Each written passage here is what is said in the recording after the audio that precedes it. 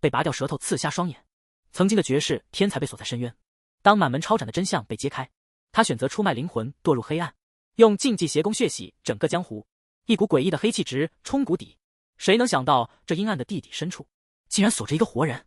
还没等他缓过神来，黑暗中突然传来一道声音，直接点破了他的身份。他就是洛阳剑派的大少爷严向贤。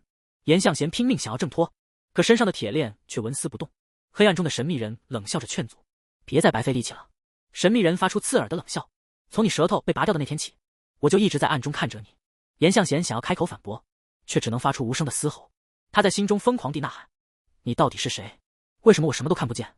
神秘人毫不留情地揭开伤疤：“你难道忘了你的眼睛？早就被烧红的铁钉生生刺瞎。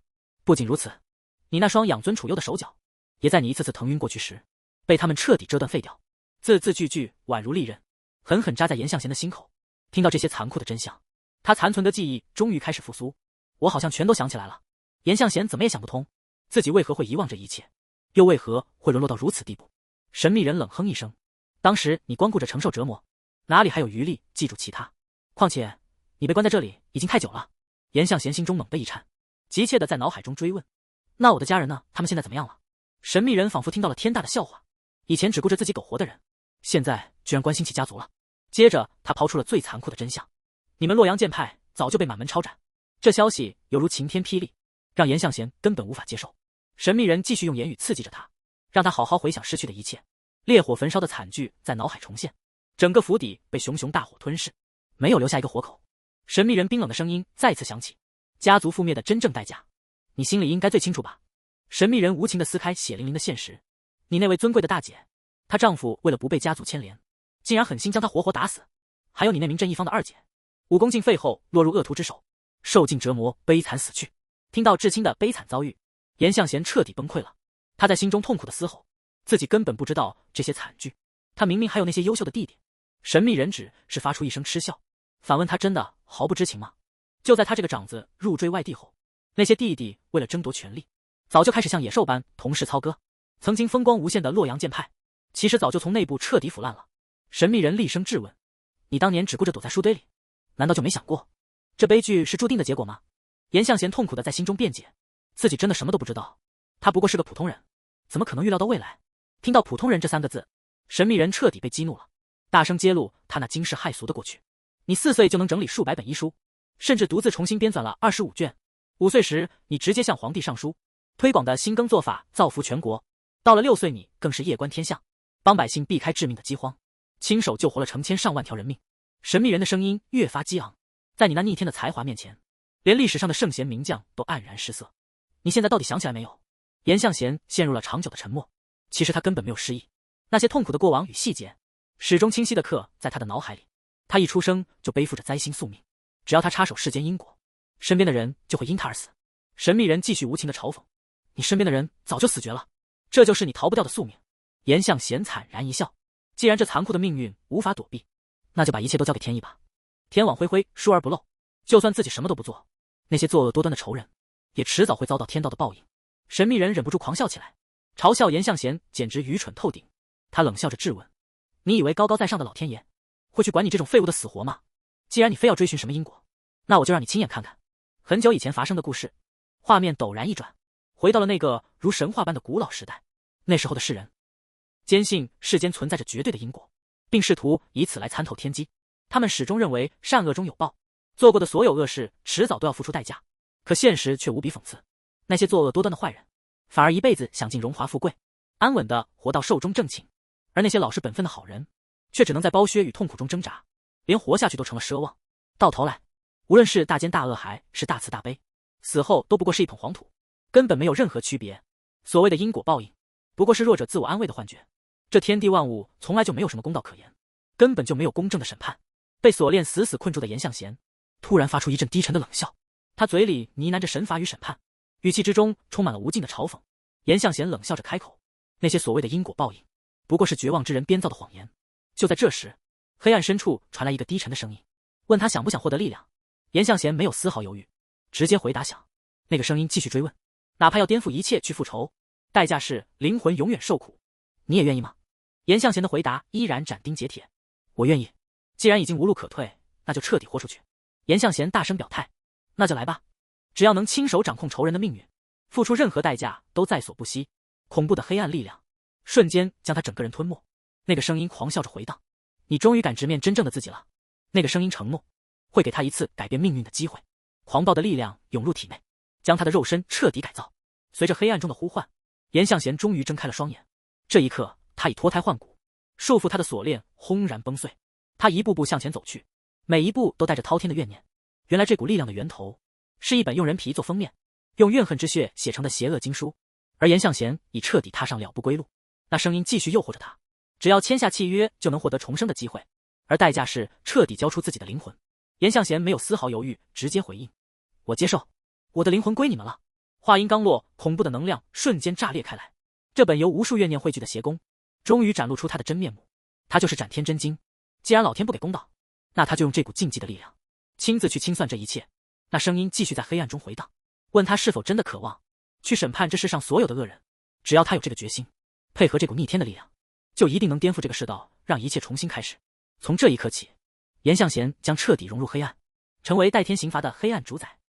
曾经受尽屈辱的无间书生，带着禁忌魔功重生回17岁，睁眼第一件事就是清理门户。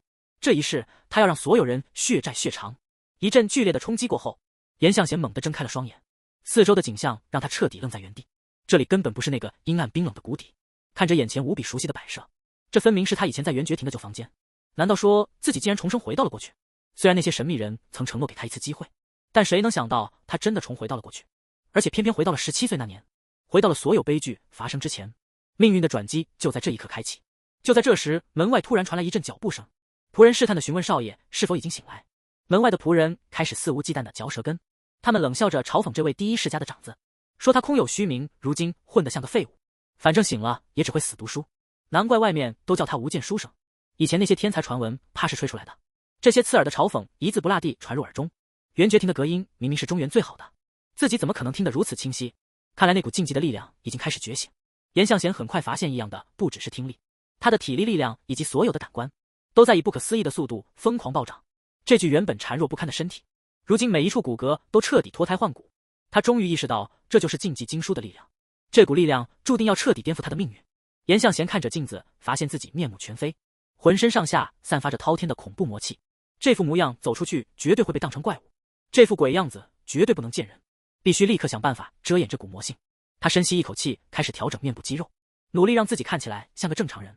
毕竟接下来要面对的可不是什么容易应付的场面。严向贤的动作突然停顿了一下，他忍不住自嘲，到底怎样才算像个人？不过现在纠结这些已经毫无意义。随着面部肌肉的蠕动重塑，他终于变回了曾经那副俊美的模样。这一下总算能够出去见人了。既然所有的准备工作已经就绪，那么接下来的复仇大戏也该正式拉开帷幕了。既然已经做好了万全的准备，那就没有什么可犹豫的了。他毫不迟疑地迈步向前，迈出房门的瞬间，空气都变得不同。严向贤忍不住在心中暗自感叹。刚走到院子里，就迎面碰上打扫的仆人。仆人们见状，赶紧停下手里的活计，表面上恭恭敬敬地向他行礼问候。看着眼前这久违而刺眼的阳光，严向贤心中顿时五味杂陈，重见天日的感觉真是恍如隔世。看着严向贤离去的背影，仆人们忍不住在背后小声嘀咕，总觉得今天的少爷有些说不出的反常，但他们根本无法想象，严向贤此刻正回想着弟弟的深渊，那股深入骨髓的冰冷与黑暗，曾差一点将他彻底吞噬殆尽。而如今温暖的阳光洒在身上，这种重获新生的真实感，比任何事情都要来得痛快。严向贤突然停下脚步，叫住仆人，冷声命令他召集府里所有的随从。仆人虽然一头雾水，却不敢违命。没过多久，院子里就站满了人，大家交头接耳，抱怨着大清早的折腾，甚至有人开始肆无忌惮地说风凉话，嘲讽少爷整天不务正业，是个废物。这样下去，洛阳剑派迟早要完蛋。仆人们在底下交头接耳，小声嘀咕，觉得少爷把人叫来却半天不说话，纯粹是在这里摆主子的臭架子。严向贤缓缓转过身，冷冷扫视全场，语气冰冷地询问人是否已经到齐。接着他直接宣布了一个惊人的决定，从现在开始，这里不需要你们任何人了。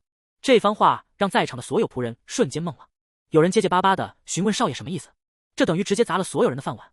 严向贤语气平淡地补充道，让他们立刻去管事处重新分配差事。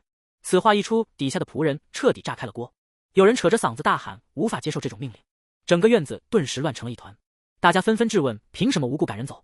看着眼前这群群情激愤的家伙，严向贤只觉得以前的自己愚蠢透顶，居然曾对这群吃里扒外的眼线抱有幻想。现在看来，那简直是天大的笑话。严向贤曾天真的以为付出善意就一定能够换来别人的真心对待，可残酷的现实却狠狠扇了他一巴掌。想到这里，他忍不住放声大笑起来。这突如其来的狂笑让仆人们心里发毛，大家面面相觑，不知道少爷在发什么疯。严向贤收敛笑容，死死盯着人群某处，语气冰冷地命令那个带头抗议的人过来。被点名的人瞬间吓得浑身一颤，被点名的仆人战战兢兢地走上前去。严向贤居高临下地看着他，突然开口问了一个奇怪的问题：我是谁？仆人赶紧回答：您是洛阳剑派的大少爷。严向贤冷笑一声，承认了自己的身份。既然知道他是大少爷，还敢当众顶撞，这简直是完全没把主子放在眼里。难道你们真以为自己才是这里的主人？仆人吓得魂飞魄散，连话都说不利索。但严向贤可没打算轻易放过他。严向贤悍然出手，直接废了对方一只手，血淋淋的场面瞬间断了所有人的退路。那个嘴硬的仆人惨叫着跪倒在地上，捂着断手拼命磕头求饶。旁边的仆人们见状吓得魂飞魄散，哪里还敢有半点反抗的念头？大家纷纷跪倒在地，大声哭喊求饶。整个院子里只剩下此起彼伏的哀求声，再也没有人敢说半个不字。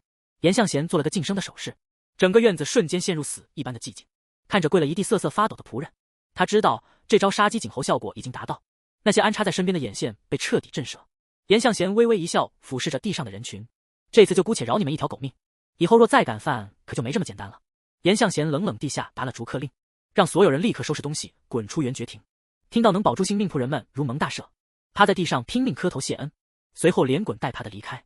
严向贤看着空荡荡的院子，吩咐人去通知管事处的大管家，让大管家亲自挑选一个贴身随从过来。仆人们连滚带爬的逃离了这里，空荡荡的院子只剩下严向贤一人。他缓缓抬起手，却发现了一件诡异的事：阳光明明洒在身上，却感受不到光亮。难道连太阳也彻底抛弃了他吗？此时，那个神秘的声音再次在耳边响起，警告他从此只能在黑暗中呼吸，用手中的审判之剑清算世间罪恶。这股黑暗力量已彻底融入他的灵魂，他将成为主宰一切的黑暗之王。元觉亭眼线被清理的消息迅速传开，手下神色慌张地向幕后黑手汇报，说少爷已经把元觉亭清理得一干二净。听到这个消息，屋内的气氛瞬间降到冰点。幕后黑手咬牙切齿地拍案而起，那个没用的废物居然也敢反抗。消息很快传到了洛阳剑派的管事处，大管家深深吸了一口气，他知道这一天终究还是来了。一个隐忍了整整10年的无剑书生，突然大刀阔斧地赶走所有仆人，这绝对不是一时兴起。直到今天，大管家都忘不了当年的画面，那个手握长剑、眼神冰冷的严向贤。如果那一剑再次问世，整个洛阳剑派怕是都要彻底变天。当年严向贤出手时的排山倒海之势，让大管家至今想起来都心有余悸。那绝对是剑术宗师才有的恐怖气度。他清楚自己想要置身事外的日子到头了。就在大管家心神不宁的时候，身后突然传来一个女子的清脆声音。真雅恭敬地向大管家躬身问安。大管家看着走进来的真雅，主动开口，示意他上前，有要事相商。真雅恭敬地走上前聆听指示。大管家沉声说道，自己一直很器重他，所以在挑选师傅的事情上格外谨慎，而现在是时候去办那件拖延已久的事了。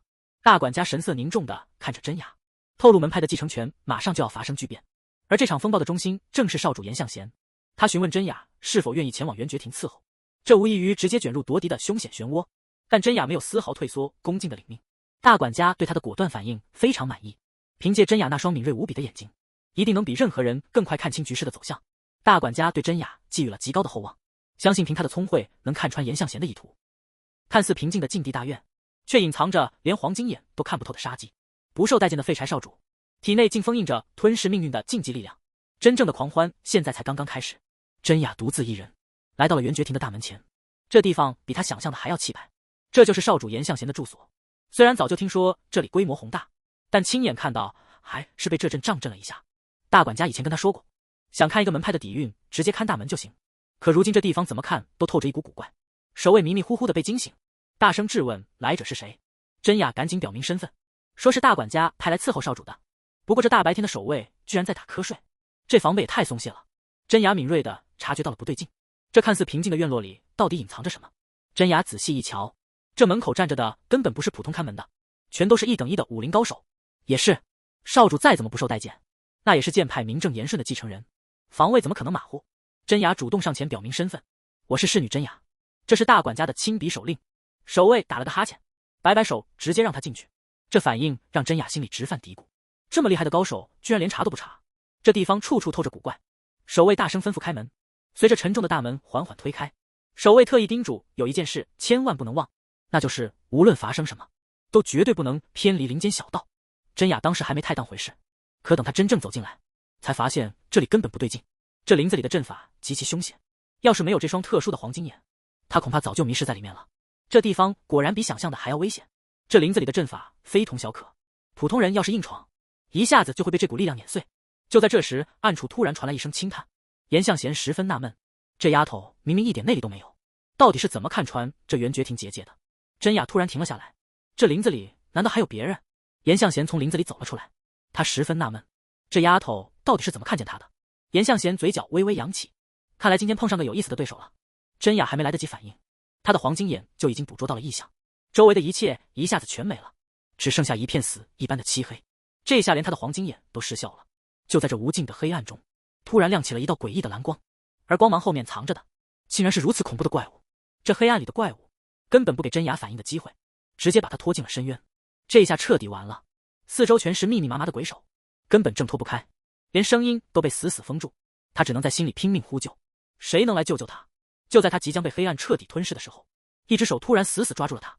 千钧一发之际，严向贤出手把人给救了下来。看着怀里昏迷不醒的真雅，严向贤心里跟明镜似的。大管家这回倒是给他送了个挺有意思的小玩具。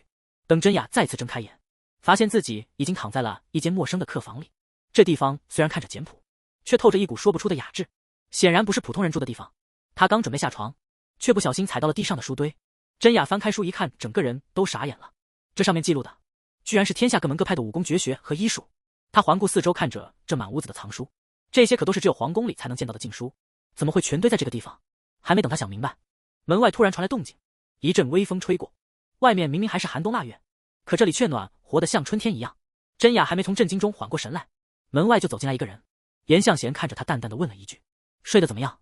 收拾好了就下来吧。”真雅这下认出来了，眼前这位就是大管家提到过的少主严向贤。他赶紧恭敬的应了一声是。等两人坐下来，严向贤主动打破了沉默，问他是不是叫真雅。真雅老老实实的回答是的。结果严向贤接下来的话差点没把他噎死。仔细想想，你刚才还挺沉的。真雅这才想起来，自己是在森林里晕倒的。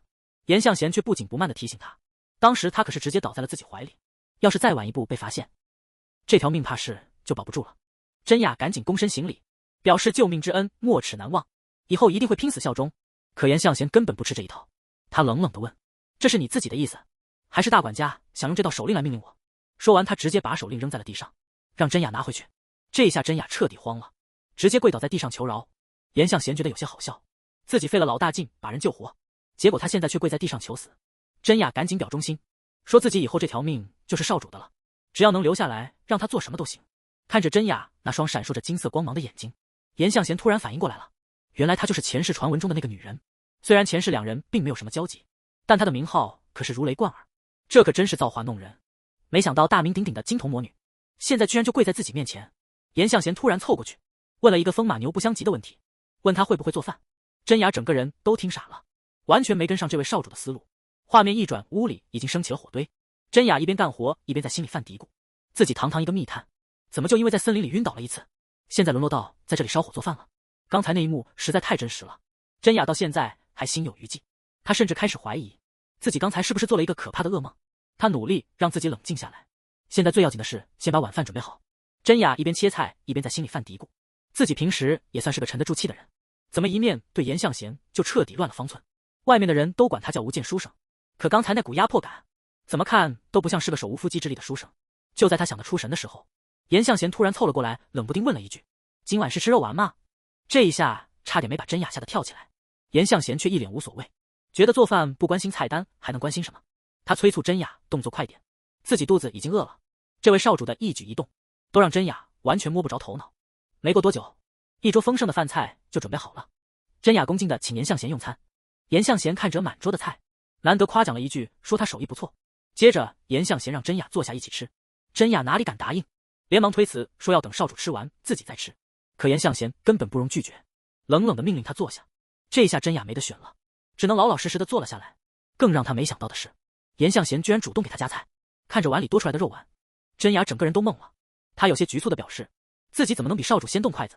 严向贤却懒得听这些规矩，直接让他闭嘴吃饭。真雅只能硬着头皮吃了一口。严向贤看着他问味道怎么样，真雅小声应了一句。严向贤自己也尝了一口，忍不住夸奖他手艺确实不错，这味道调得刚刚好。谁能想到这一吃就完全停不下来了。从傍晚一直吃到深夜。严向贤一碗接一碗的要饭，简直就像个无底洞。直到真雅有些为难地表示，锅里连1粒米都不剩了，严向贤这才放下筷子起身。真雅赶紧问要不要准备茶水，严向贤却说现在更想喝酒。夜深人静，严向贤独自坐在屋顶上，吃了这么多，却完全没有饱腹感，那股饥饿感反而越来越强烈，这绝对不正常。看来这就是修炼那本禁忌经书所必须付出的代价了。这股能扭曲命运的力量正在一点点吞噬他。严向贤自嘲地笑了笑，这永远填不满的无底洞，难道就是全部的代价吗？就在这时，黑暗中突然传来一个诡异的声音，质问他是不是把事情想得太简单了。还没等他反应过来，无数只黑色的怪兽凭空出现，死死纠缠住他，不断呼唤着他的名字。这股可怕的黑气一下子将他整个人吞没，他没有挣扎，只是任由这股力量在体内肆虐。那个声音再次在他耳边低语，宣告着时刻已经到来。这一下，他直接从屋顶一跃而起，那股压抑已久的力量彻底爆发，伴随着狂妄的笑声。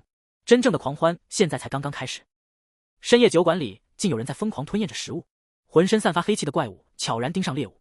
黑帮恶霸当街行凶，却一脚踢到铁板，惨叫声中，猎人与猎物的身份瞬间反转。夜幕降临的洛阳城里，一家酒馆依然灯火通明，闯入角落的客人瞬间僵在原地。严向贤正疯狂地往嘴里塞着食物，那副狰狞恐怖的模样，简直就像是从地狱爬出来的恶鬼。他一边疯狂吞咽着食物，一边神经质的低声嘟囔着不够。闯入的男人被吓得魂飞魄散，连滚带爬的大喊着恶鬼逃命。严向贤根本没有理会，只是缓缓站起身子，扭过头来。恐怖的杀意瞬间笼罩了整个酒馆。严向贤起身的瞬间，气压降到冰点，酒馆里的食客吓得连大气都不敢喘。他径直走到柜台前，冷声询问账目。掌柜哆哆嗦嗦的，根本说不出话。严向贤随手甩下一大袋沉甸甸的银子，在众人的惊恐注视下转身离去。深夜，他独自走在清冷的月光下，腹中那股恐怖的饥饿感却愈发强烈。吃了这么多食物，竟然毫无饱腹感，这具身体到底发生了什么异变？严向贤站在高耸的屋顶上，可怕的饥饿感几乎要将他彻底吞噬。就在他即将失控发狂的瞬间，空气中突然飘来一股奇异的香气，那味道瞬间唤醒了他体内的野兽。他贪婪地顺着香气俯瞰下去，死死盯住了下方漆黑的院落。此时，下方的偏僻小巷里，男人正被几个恶霸重重摔在地上。黑谷帮的打手们满脸狞笑地围上来，男人满脸是血的咬牙怒骂，指责这帮混蛋竟然把利息翻了10倍。带头的恶霸一脚死死踩住他的手，顺手抢走了掉落在地上的身份牌。有了这个能证明身份的牌子，男人的所有家当和他的家人都将沦为黑谷帮随意宰割的筹码。男人绝望地苦苦哀求对方，求他们放过自己的无辜家人。可丧心病狂的恶霸根本不为所动，甚至盘算着要把他的家人全部卖掉。就在恶霸准备痛下杀手的瞬间，黑暗中突然传来一阵悠闲的口哨声。恶霸们警惕地朝着阴影处怒吼，却只听到黑暗中传来冰冷的一句：“你们几个给我闭嘴！”恶霸老大慌忙喝退了多嘴的手下，那声口哨中蕴含的恐怖压迫感，让这帮地头蛇瞬间惊出一身冷汗。首领强压下，恐惧恭敬地请对方现身。随着沉重而缓慢的脚步声响起，严向贤浑身散发着诡异黑气，缓缓从黑暗的阴影中走了出来。严向贤面无表情地俯视着男人，冷笑着说：“难怪闻起来这么香。”极度恐惧的男人下意识想要拔刀，却被严向贤瞬间出手死死按住。骨头碎裂的惨叫声响彻小巷。男人在这股绝对力量面前毫无还手之力，直接瘫软在血泊之中。凄厉的惨叫让旁边的恶霸吓破了胆。严向贤疯狂地撕咬着眼前的猎物，嘴里还兴奋地低吼着：“太美味了！”弥漫的黑气化作无数触手，将企图逃跑的恶霸们死死缠绕在原地。整条小巷瞬间变成了人间炼狱，恐怖的黑气瞬间将恶霸撕成碎片。严向贤看着前方仅剩的2个活口，嘴角勾起一抹残忍的冷笑。剩下的2人吓得歇斯底里大喊怪物，他们拔腿就跑，却根本无济于事。那股如影随形的黑气已然贴上了后背，眼前血腥的画面让幸存者彻底崩溃。他拼命狂奔到紧闭的大门前，疯狂拍打着木门，绝望的呼救。可寂静的夜里根本没有任何回应。看着步步逼近的恐怖黑影，男人歇斯底里地质问对方，为什么要对他们赶尽杀绝？严向贤居高临下的俯视着最后的活口，他缓缓凑到男人的耳边低语，冷笑着说：“你不过是个开始。”黑暗中再次爆发出一声凄厉的惨叫。废弃墓穴中，棺材遍地。神秘老头揭开逆天邪书的禁忌真相，想要获得斩天经的无上力量，就必须吞噬世间所有的恶人。漆黑的荒野中，严向贤猛然睁开双眼，四周一片死寂。他只记得自己刚离开酒馆之后的记忆竟然完全断片了。还没等他理清思绪，黑暗深处突然传来一阵异响，在空旷的废墟中显得格外刺耳。顺着声音望去，前方赫然是一个阴森的洞穴，里面密密麻麻摆满了铁链锁住的棺材。严向贤警惕地打量着四周，怀疑这里是一处地下墓穴。突然，一具面目狰狞的干尸裹挟着腥风朝他猛扑过来。严向贤身形未动，脸上没有丝毫慌乱，反而饶有兴致地盯着干尸，琢磨着这些鬼东西的制作手法。暗处的神秘老头默默观察着一切，心中暗自惊叹，不愧是斩天经的继承者，面对这种诡异场景竟然如此冷静。就在这时，严向贤眼神一凛，猛地转头看向黑暗深处。严向贤这一回头，终于看清了暗处那个家伙的真面目，竟然是一个行将就木的神秘老头。面对这诡异的怪物，严向贤不仅没有害怕，反而一脸嫌弃的开口：“老头，你嘴里的霉味也太重了吧！”老头听了不仅没生气，反而张开大嘴怪笑起来，一边剧烈咳嗽一边怪笑，真是有意思的小鬼。严向贤可不惯着他继续冷嘲热讽，不注意口腔卫生，牙齿迟早得全部烂光。老头死死盯着严向贤，浑浊的眼中满是贪婪的欲望。你越是这样，我反而越中意你。看来这次斩天经确实挑了个不错的容器，这本逆天的邪书终于找到了它真正的主人。老头听到这里放声狂笑，笑声在空旷的墓穴里回荡。你这小子还真是个怪人。老头突然收敛笑容，眼神阴鸷地盯着他。你以为自己对斩天经了解多少，也敢在这里大放厥词？严向贤神色异常冷静，那不过是个古老的怪物遗物，它的力量甚至扭曲了时间，才把我强行拖到了这个鬼地方。这本所谓的斩天经来头确实大得惊人，据说是由3位仙人的皮肉骨血强行缝合而成的逆天邪书。严向贤心里很清楚，自己对这股禁忌力量一无所知，于是他索性放低姿态，主动向眼前的老头请教。老头有些意外的怪笑一声，藏在阴影里的双眼瞬间亮了起来。以前那些拿到斩天经的家伙，要么是只想要力量的蠢货，要么是目中无人的傻子，可你这小子却完全不同。老头怪笑了一声，调侃严向贤对他的称呼都变了，看来这小子的态度确实让他很受用。随后老头叹了口气，语气中透着一丝无奈，说实话，连老夫自己都没能彻底参透这本斩天经。传说远古时期有仙人发狂，甚至把地狱当成砧板肆意宰割，但这本经书的真正来历早就没人能说得清了。严向贤有些不解地追问，这又是为什么？老头脸上浮现出一抹傲然的冷笑，因为老夫曾经也是一位仙人，或者说是接近神明的存在。老头自嘲地笑了笑，虽然我现在落魄的连尘土都不如，但有些执念我这辈子都放不下。严向贤没有插话，只是静静地听着老头的倾诉。老头叹了口气，继续说道，在过去的漫长岁月里，我一直试图掌控这股力量，可结果却是一无所获。每次以为自己快要成功的时候，它就会分裂成更多份，根本让人捉摸不透。可即便如此，我也从未想过放弃，因为根本停不下来。直到今天，我依然没能真正弄明白它。听着眼前这个落魄仙人的唠叨，严向贤表面平静，内心却在飞速盘算。老头神色严肃地警告道，曾经有无数惊才绝艳的天才都想解开这个秘密，可到头来他们全被这股力量吞噬了。老头死死盯着严向贤，冷笑起来。不过你小子已经完成了入门仪式，算是真正迈出了第一步。严向贤眉头微皱，不解地问，入门仪式？你这是什么意思？老头冷笑着质问，你把他们都吃了对吧？这突如其来的问话让严向贤猛地停下了脚步。那时的严向贤浑身散发着擦不掉的血腥味，那股诡异的黑气正死死地缠绕在他身上。老头冷笑着解释道，你吞噬的恶人越多，就越能彻底唤醒经书里的恐怖力量。严向贤这才恍然大悟，那股折磨他许久的饥饿感在吞噬恶人后竟然真的消失了，这种违背天理的恶行反而让他感到了前所未有的充实。老头坐在地上缓缓说道，这就是经书对持有者唯一的要求，代替那冷眼旁观的天道，把这世间所有的黑暗全部吞噬干净。那些被吞噬的恶人其实就是经书里的恶鬼，只要你展开领域，这些怪物就会帮你一起进食。不过老头突然话锋一转，说我们的时间已经到了。周围的空间开始大片碎裂，老头在消失前留下最后的警告，我们很快就会再见面的，在那之前你最好试着去当一个好人。伴随着一阵沉闷的巨响，那个阴暗的洞穴彻底坍塌，所有的秘密都被永远埋在了地下。画面一转，来到了一处宏伟的府邸，真雅端着茶水和点心，恭敬地站在门外喊道，少主，我把茶水和点心送来了。其实自从来到这里之后，他就已经暗中收集了不少线索，这地方绝对藏着更大的秘密。屋里传来严向贤冷淡的声音，把东西放在左边就行。真雅恭敬地答应了一声，他心里清楚，这栋少主居住的主楼根本是龙潭虎穴，地上散落着无数价值连城的武功秘籍，但真雅连看都不敢多看一眼，因为他知道一旦动了歪心思，绝对见不到明天的太阳。除了危险，这位少主还有很多让人摸不透的怪癖。大清早的严向贤居然跑到厨房亲自刷锅，还笑着说要愉快地迎接早晨，这可把旁边的真雅给整不会了。堂堂一个少主，不仅亲自下地干农活，甚至还跟下人们在同一张桌子上吃饭，这做派怎么看都不像个正常的主子。严向贤做饭的动作非常熟练，根本不像是一个养尊处优的少主，反倒像个经常下厨的普通人，这让身后的真雅越看越纳闷。饭菜上桌后，真雅有些局促地问道，您今天也要和我一起用餐吗？严向贤却只是淡淡地回了一句，吃就是了。真雅看着眼前的男人，心里暗自琢磨，这已经是第3次了。不管怎么看，这位少主对自己都没有任何男女之情，那他这么做到底图什么？这位大少主的心思根本没人能猜透，他似乎在下一盘很大的棋，而身边的人不过是他眼里的棋子。当初听了监察院副院长的建议，特意避开其他2位少主，跑来投奔大少主严向贤，这步棋到底是不是走错了？就在他疑虑重重的时候，外面突然传来一阵嘈杂的动静，一个手下急匆匆的赶来，神色慌张的大喊：“少主有紧急情况要汇报！”真雅有些生气的呵斥道：“少主正在用膳，你怎么能如此无礼？”而一旁的严向贤却像没听到一样，继续慢条斯理的看书。手下有些为难的解释：“是有客人找上门了。”真雅立刻追问：“到底是谁来了？”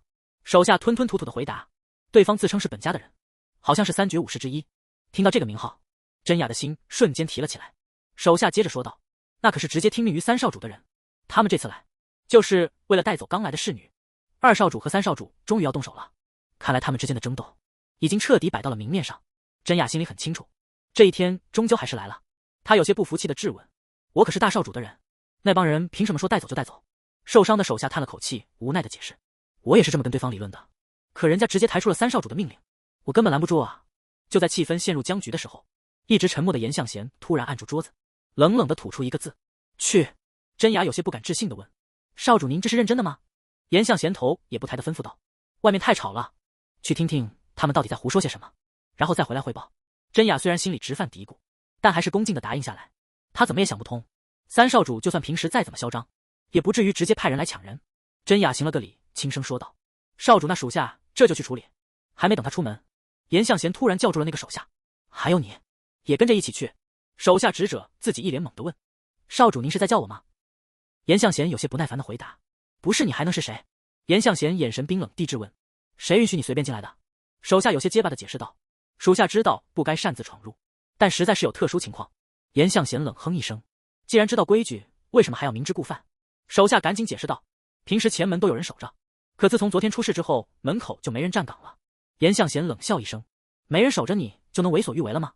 这话一出，手下吓得直接跪倒在地，连声保证以后绝不敢再犯。严向贤倒也没有深究，只是顺水推舟的宣布：“既然前门缺人，那从现在开始，这个差事就交给你了。”严向贤直接下了死命令，以后前门值班的差事就由你无限期接管了，除了大家的起居室，其他地方你都可以随便查。看着手下一脸不情愿的样子，严向贤冷笑一声反问：“怎么要是不乐意，你大可以继续由着自己的性子来。”手下哪里还敢说个不字，只能咬着牙答应下来，心里却把严向贤骂了800遍。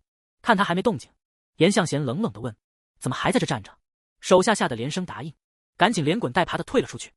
嚣张武士强闯剑阁重地，却被神秘力量瞬间震飞。面对重重杀机与致命毒茶，卑微侍女跪求效忠大少主。洛阳剑宗的惊天阴谋就此揭开。一个男人在门口大发雷霆，愤怒的咆哮着：“哪有主人这样对待客人的？”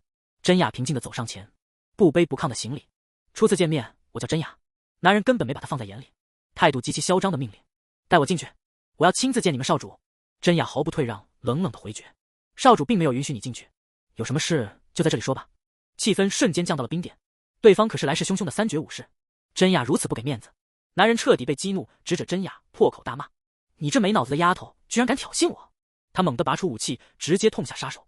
真雅站在原地根本没躲，就在刀刃落下的瞬间，一股恐怖的力量轰然爆发，伴随着一声巨响，刚才还嚣张的男人直接被震飞了出去，重重地摔在地上。此时守卫挡在了真雅身前，冷冷地警告对方：“这里可是重地，没有1级以上的许可，谁也别想过去。”男人态度极其强硬，直接命令对方闭嘴。守卫被彻底激怒，警告这是最后一次机会，浑身杀气瞬间爆发。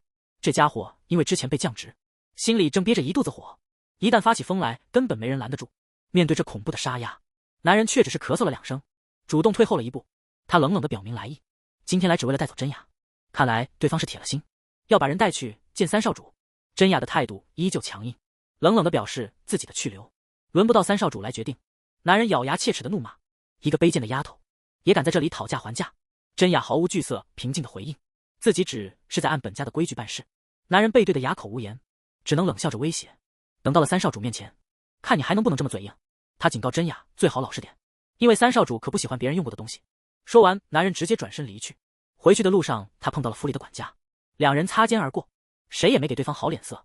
真雅刚走到前院，就碰到了一个戴着高帽的老头，对方自称是2少主府上的管家，这老家伙态度极其傲慢，直接对过来一封信，冷冷的命令真雅：“别磨蹭了，赶紧带我去见大少主。”真雅根本不吃这一套。我家少主今天不见客。管家脸色一沉，质问旁边的人：“这丫头说的是真的吗？大少主真的谁都不见？”他强调自己是奉了二少主的命令，亲自来送这封信的。如果连门都进不去回去，可没法交差。守卫赶紧在旁边搭腔，劝管家留下信件先回去。管家看这架势，只能妥协，把信交到了真雅手里。但他凑到真雅耳边，冷笑着警告：“不管你耍什么花招，最后都逃不出二少主的手掌心。”真雅面无表情的回答：“信我一定会送到。”看着管家离去的背影，守卫有些纳闷的问：“少主好像没说过不见客吧？”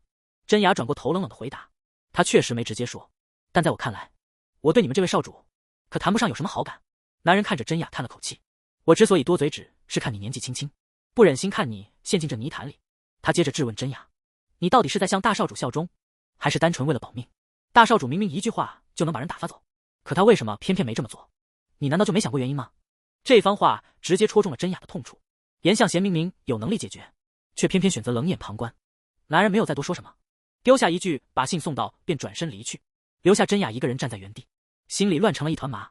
自从被卖到剑阁以来，真雅遇到了不少对他有恩的人，他一直觉得自己知恩图报，可直到今天被那人一语点醒，他才突然开始反思，自己真的懂得什么是忠诚吗？以前他总觉得只要尽心尽力报答恩情，就算是尽了本分，可现在想想，那不过是想跟人两清罢了。而他对大少主严向贤的态度其实也是一样，不过是把这当成了一场交易。真雅将这封信递到严向贤手中，可严向贤连看都没看，直接把那封信付之一炬，这态度摆明了没把二少主放在眼里。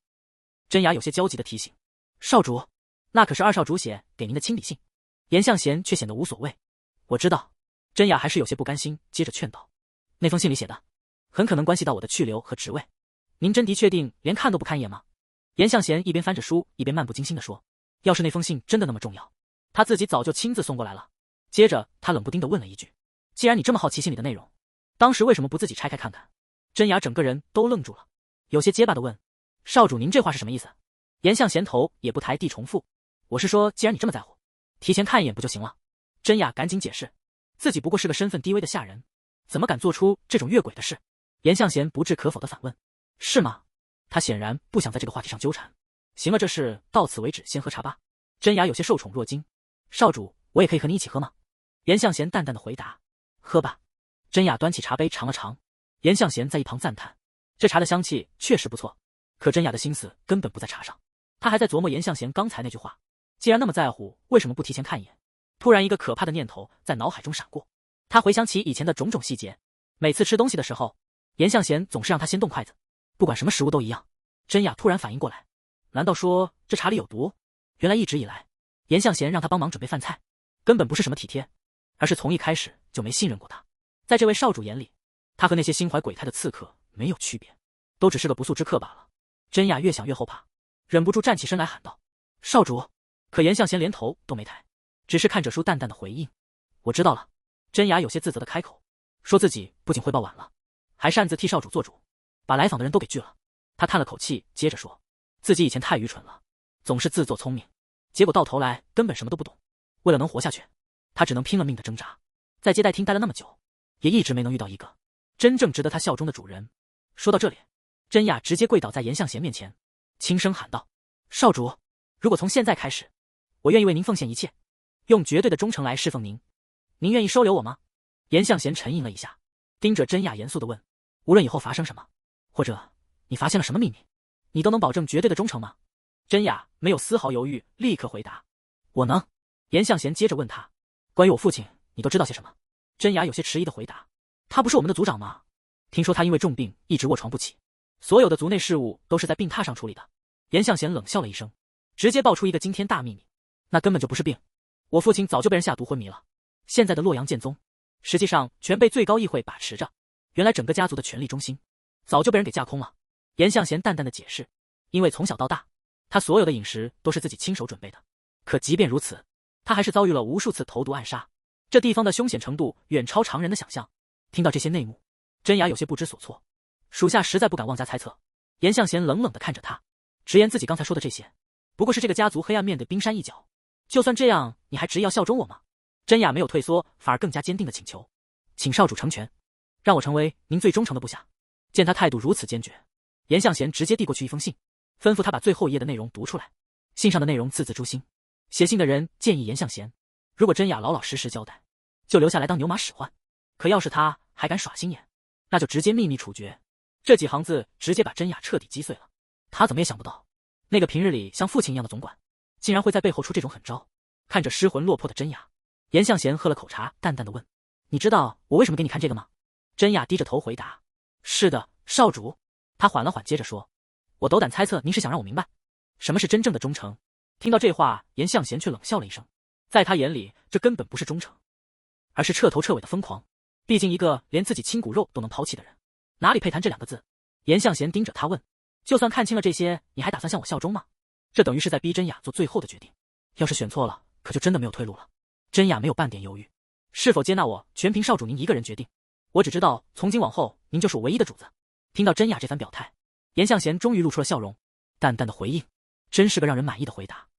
象征至高权力的金印，居然被他拿来当买菜零钱。面对管家的故意刁难，他直接把金印拍在护卫脑门上。这一下，整个洛阳都要变天了。夜深人静的圆觉亭里，真雅和严向贤相对而坐。他终于主动开口，提起了自己的悲惨身世。真雅说，以前家里过得很安稳，父亲经营着一家商会，他和姐姐总是围在父亲身边，那时候的日子无忧无虑。可好景不长，商会出了问题，父亲为了周转资金，竟然借了阎王债的高利贷，整个家彻底被毁了。那些恶棍用低息做诱饵，一步步把他们拉进深渊。真雅继续诉说着当年的惨状，那些高利贷利滚利，最后逼着他们还10倍的本金。为了还债，他那极具商业头脑的姐姐陪着父亲做了几次拼死投资，结果不仅没能翻盘，反而欠下了更多巨债。姐妹俩最终被卖到了不同家族。听到这里，严向贤有些疑惑：“你姐姐那时候也只是个孩子，就已经能帮着家里做生意了。”真雅提起姐姐，满是骄傲：“我姐姐从小就非常厉害，现在她定居在洛阳，已经成了有名气的情报贩子。”严向贤若有所思：“情报贩子吗？”真雅接着爆出惊人消息：前不久她收到姐姐的来信，信里说已经找到了当年害得他们家破人亡的幕后黑手。真雅提起当年的仇人，那个叫荆棘的男人，他至今都忘不掉对方的模样。严向贤若有所思地问：“荆棘？”真雅解释说，这大概是假名，但当时大家都这么称呼他。严向贤接着确认：“你姐姐现在是情报贩子对吧？”真雅恭敬地回答：“是的，少主。”严向贤喝了口茶，做出决定：“既然你们姐妹俩很久没见，明天就顺便去拜访她吧。”听到这个消息，真雅简直不敢相信自己的耳朵。严向贤笑着补充：“到时候可以多留半天，让你们姐妹俩好好聚聚。”真雅收拾妥当走了出来，恭敬地向严向贤汇报，说自己已经准备好了。严向贤打量了他一眼，觉得这身衣服实在太寒酸，好歹是洛阳剑宗大少主的侍女，穿成这样出门可不像话。严向贤转过头，直接把旁边的护卫喊了过来。护卫一边走一边小声嘀咕：“好歹自己也是有名字的，老被叫看门人多没面子。”严向贤根本不理他的抱怨，直接命令他去内院，给真雅挑一套最上等的出门行头。这突如其来的命令，把护卫都给整懵了。严向贤可不惯着他，直接出言威胁：“要是现在不赶紧去办，以后就直接去挑粪吧。”听到这话，护卫哪里还敢耽搁，一溜烟就跑没影了。看着对方跑开的速度，严向贤忍不住吐槽：“这速度去挑粪真是可惜了。”护卫一路上憋了一肚子火，觉得自己好歹也是宗门元老，居然被一个闲散少主如此羞辱。不过想到自己已经申请调动，只要再忍耐几天就能解脱了。没过多久，护卫就气喘吁吁地跑了回来，结果却两手空空。他有些无奈地汇报：“管家那边什么都不肯给，还说少主您心里最清楚原因。”严向贤冷哼了一声，真雅在后面小声提醒：“少主时间不早了，咱们是不是该出发了？”严向贤一拍脑门，说自己差点把这事给忘了。接着他从怀里摸出个东西，还没等护卫反应过来，一个金灿灿的印章就直接拍在了他脑门上。护卫定睛一看，整个人当场就懵了，这东西的来头可太大了。严向贤冷冷的吩咐拿着这个回内院，他们自然不敢再刁难。护卫吓得话都说不利索了：“少主这可使不得啊！”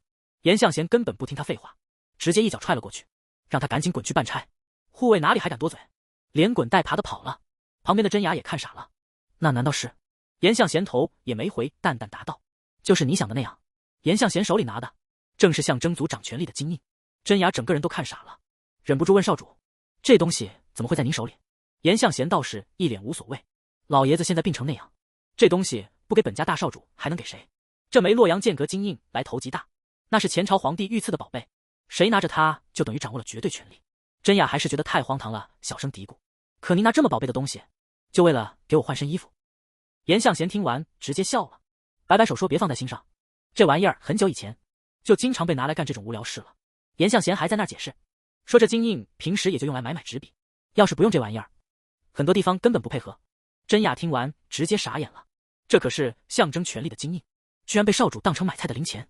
就在这时，外面传来通报，请少主移步到院子里。严向贤刚走出来，就看到内院管家吴华燕带着一大帮人等在院子里。吴华燕恭敬的行礼，说少主要的东西已经全部送到了。看着满院子的箱子，严向贤双手抱胸得意的调侃，早点配合不就完了，非要逼我把这宝贝亮出来。吴华燕虽然心里10000个不情愿，但也只能低头应和，说既然东西送到了，那他们就先告退了。看着满院子送来的华丽衣物，真雅有些受宠若惊。少主，这些东西给我实在太贵重了。严向贤却显得很平静，既然你来到了这里，以后要穿这种衣服的场合还多着呢。真雅没有再推脱，只是恭敬地应了一声，是少主。洛阳城里的局势也开始悄然发生变化。作为整片大陆最繁华的中心，这里注定要掀起一场血雨腥风。作为北方内陆的交通枢纽，靠着大运河的便利，这里早就成了100万人口的超级都市，街上人来人往，极其繁华。就在这时，街边的路人注意到了人群中的真雅，一个男人忍不住惊呼：快看那边，真是个漂亮的小姑娘。旁边的人赶紧拉住他警告：你不要命了，乱指什么？没看到旁边跟着的护卫吗？那可是洛阳剑宗的人。听到洛阳剑宗这4个字，刚才还色迷你的男人顿时吓得不敢吭声了。在这地方谁敢招惹他吗？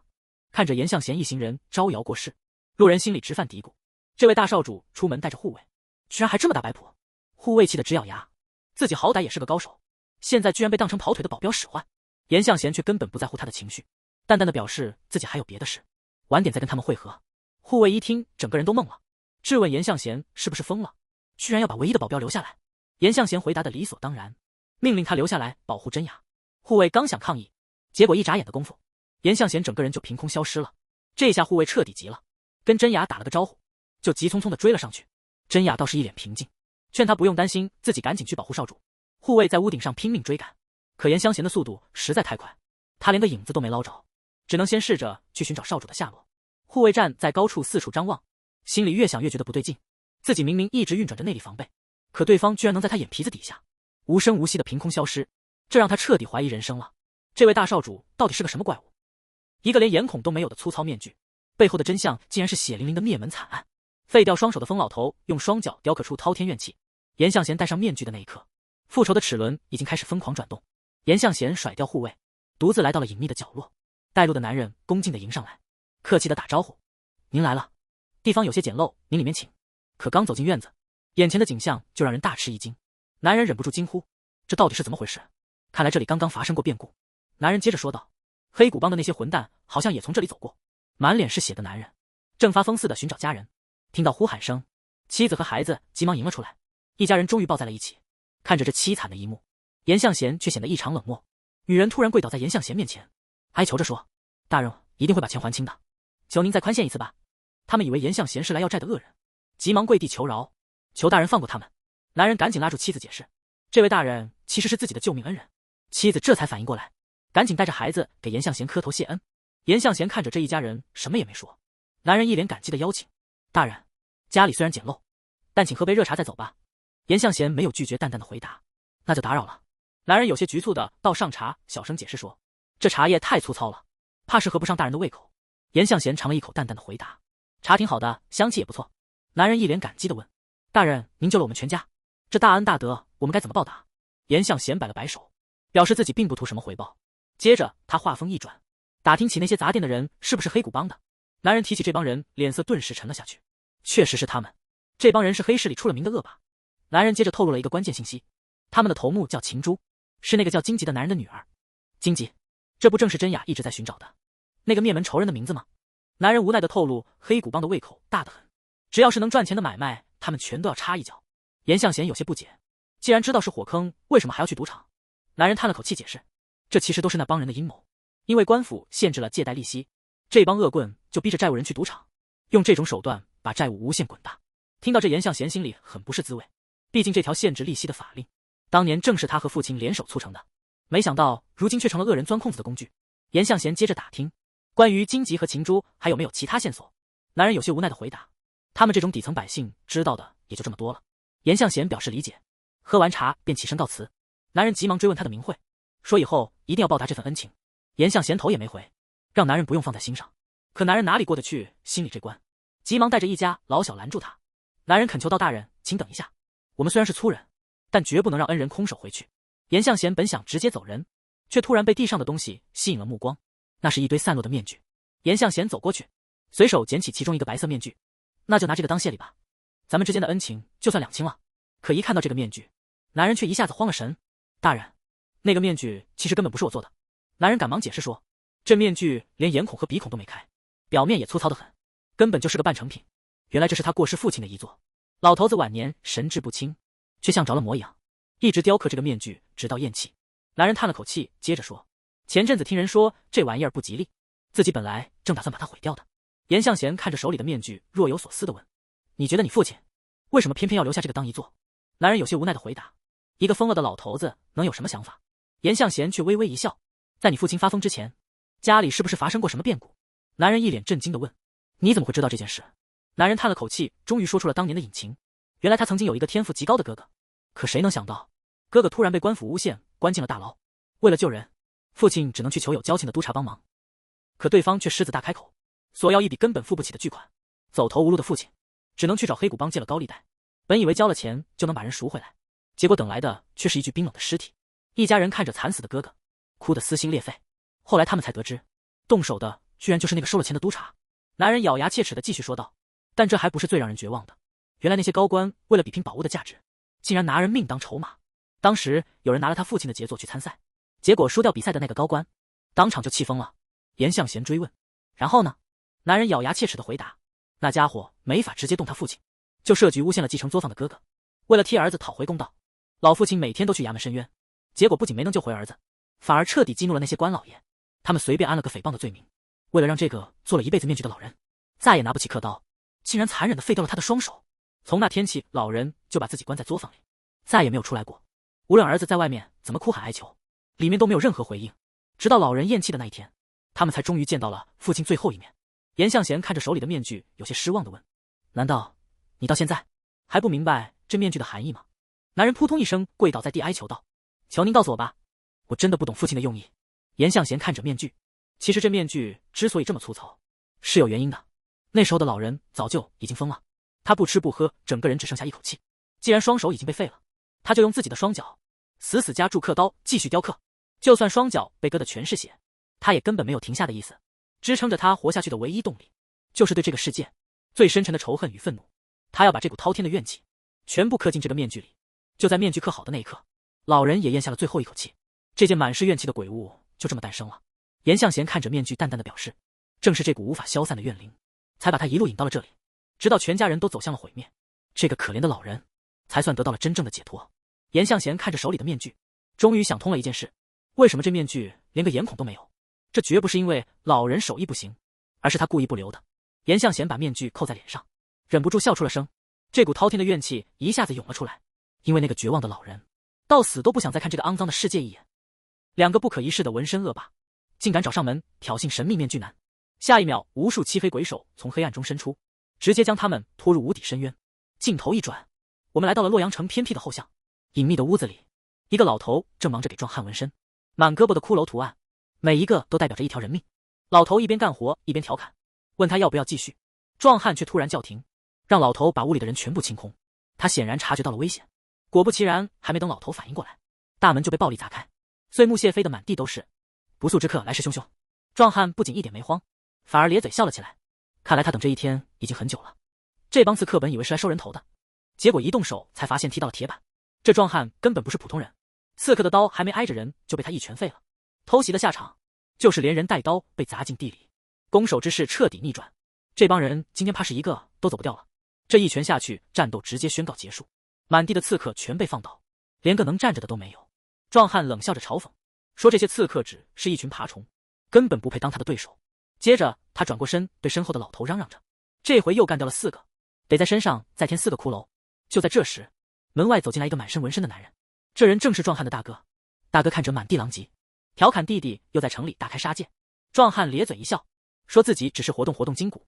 随后大哥话锋一转，说最近听到了一些奇怪的传闻。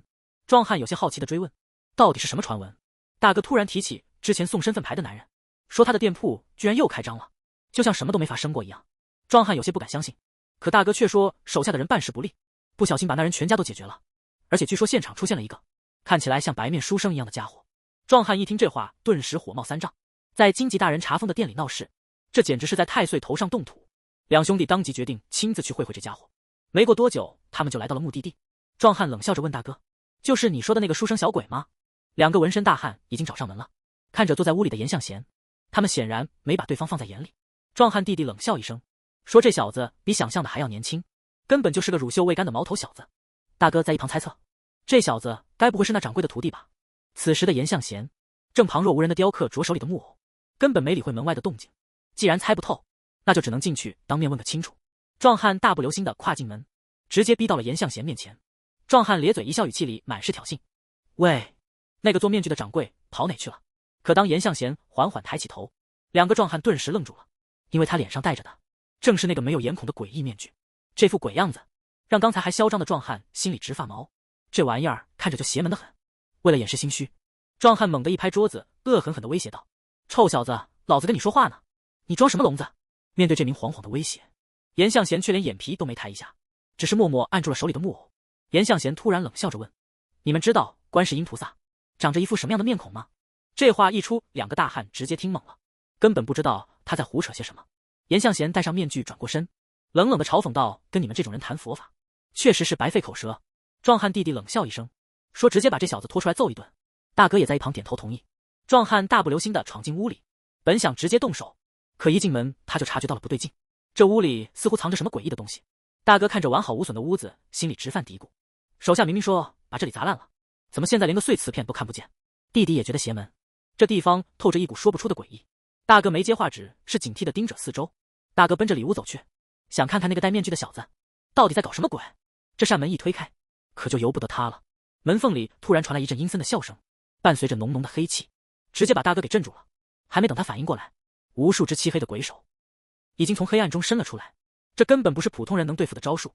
大哥刚想后退，一只巨大的鬼手已经迎面扑来，这下连逃跑的机会都没了。鬼手死死掐住他的脖子，任凭他怎么挣扎都无济于事。眼看大哥被拖进黑暗，弟弟急得大喊：“大哥！”他不管不顾地冲上去想救人，可还没走两步，脚下就传来一股巨力。弟弟低头一看，这下彻底懵了，那诡异的黑气居然连他也一起缠上了。这下别说救人，他自己都自身难保，任凭他怎么挣扎求饶，那股力量根本没有放过他的意思，直接把他往深渊里拽。地上只留下几道深深的抓痕，伴随着两人的惨叫声，这屋里怕是没人能活着走出来了。那两个道霸道的恶人，这下是彻底没救了。伴随着一阵阵诡异的笑声，屋里的一切终于归于平静。等把这桩恩怨了结之后，严向贤独自来到了安静的树林里，他又拿起了刻刀，看着手里的木雕，严向贤自言自语道：“光是模仿个形状根本就没用，我当年见过的佛祖到底长着一张什么样的脸？”琢磨了半天，他终于停下了手里的动作，看着眼前的成品，严向贤淡淡的说了句：“完成了。”严向贤把雕好的佛像放下，对着眼前的墓碑轻声说道：“现在终于可以安息了。”安顿好这一切，严向贤转身离去，但他的心思显然已经飘到了别处。黑谷帮还有那个叫秦珠的女人，严向贤冷笑了一声，就让那帮家伙先得意一阵子吧，因为很快他们连求饶的机会都不会有了。情报阁突遭黑帮血洗，若女子竟用一根烟斗瞬间秒杀黑帮老大，没有半点内功的他，究竟隐藏着什么恐怖实力？镜头一转，洛阳玄月阁内正进行着一场隐秘的会面。释雅率先开口抛出了一个重磅消息：如今的洛阳剑派内部早已大乱，各方继承人都在暗中培植势力，而那位隐居的门主恐怕早已大势已去，甚至有传言说他被人下了毒。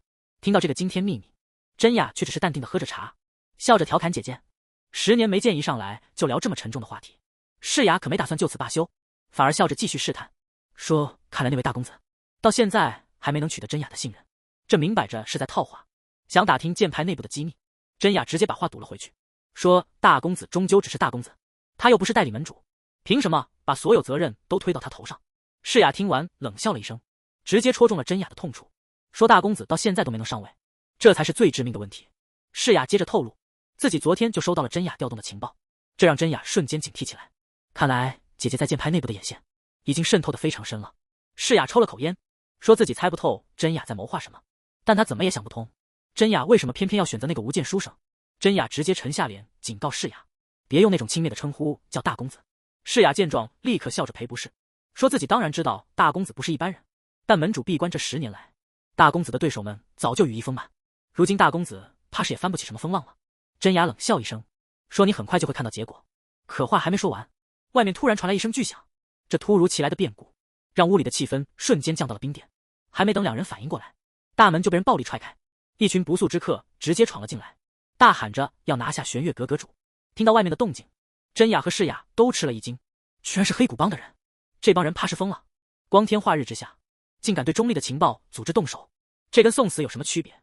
还没等他们想明白，带头的恶霸已经闯了进来，指名道姓要带走玄月阁阁主。话音未落，对方就直接动了手。世雅根本来不及防备，直接被对方死死扣住，局势瞬间彻底失控。画面一转，来到了洛阳城繁华的街头，严向贤正悠闲地逛着街，手下却急匆匆地迎面跑来：“少爷，您这又是跑哪儿去了？”严向贤斜了他一眼，冷冷地反问：“你是在冲我嚷嚷吗？”手下吓得赶紧缩了缩脖子解释说：“只是看到真雅一个人在外面，心里有些担心罢了。”听到手下说真雅有危险，严向贤不仅没焦急，反而有些玩味地笑了起来，说：“那丫头要是能遇到危险，那可真是太阳打西边出来了。”手下一头雾水，根本听不懂自家少爷在打什么哑谜。而此时的玄月阁里，真雅可没打算坐以待毙，他一把夺过世雅手里的烟斗，说要借来用用。还没等黑谷帮的人反应过来，他已经飞身迎了上去。这看似不起眼的烟斗，在真雅手里却成了要命的武器。只听见砰的一声巨响，带头的恶霸直接被砸翻在地，连哼都没哼一声就倒了下去。这一手直接把剩下的喽啰给镇住了。谁能想到这个看似柔弱的女人，动起手来居然这么狠啊！虽然真雅刚才露了一手，但对方人多势众，局势依然非常紧绷。带头的喽啰冷笑着嘲讽，说她一个不会武功的大小姐，在这逞能简直是自寻死路。世雅在后面急得不行，她知道真雅没练过内功，硬拼根本没有胜算。真雅其实心里也有数，她低声问世雅到底还要拖延多久。世雅咬牙回答：“最多1刻钟，只要撑过这段时间，布置的后手就能启动。”可对面的敌人根本不给机会，直接一拥而上，真雅只能硬着头皮顶上去。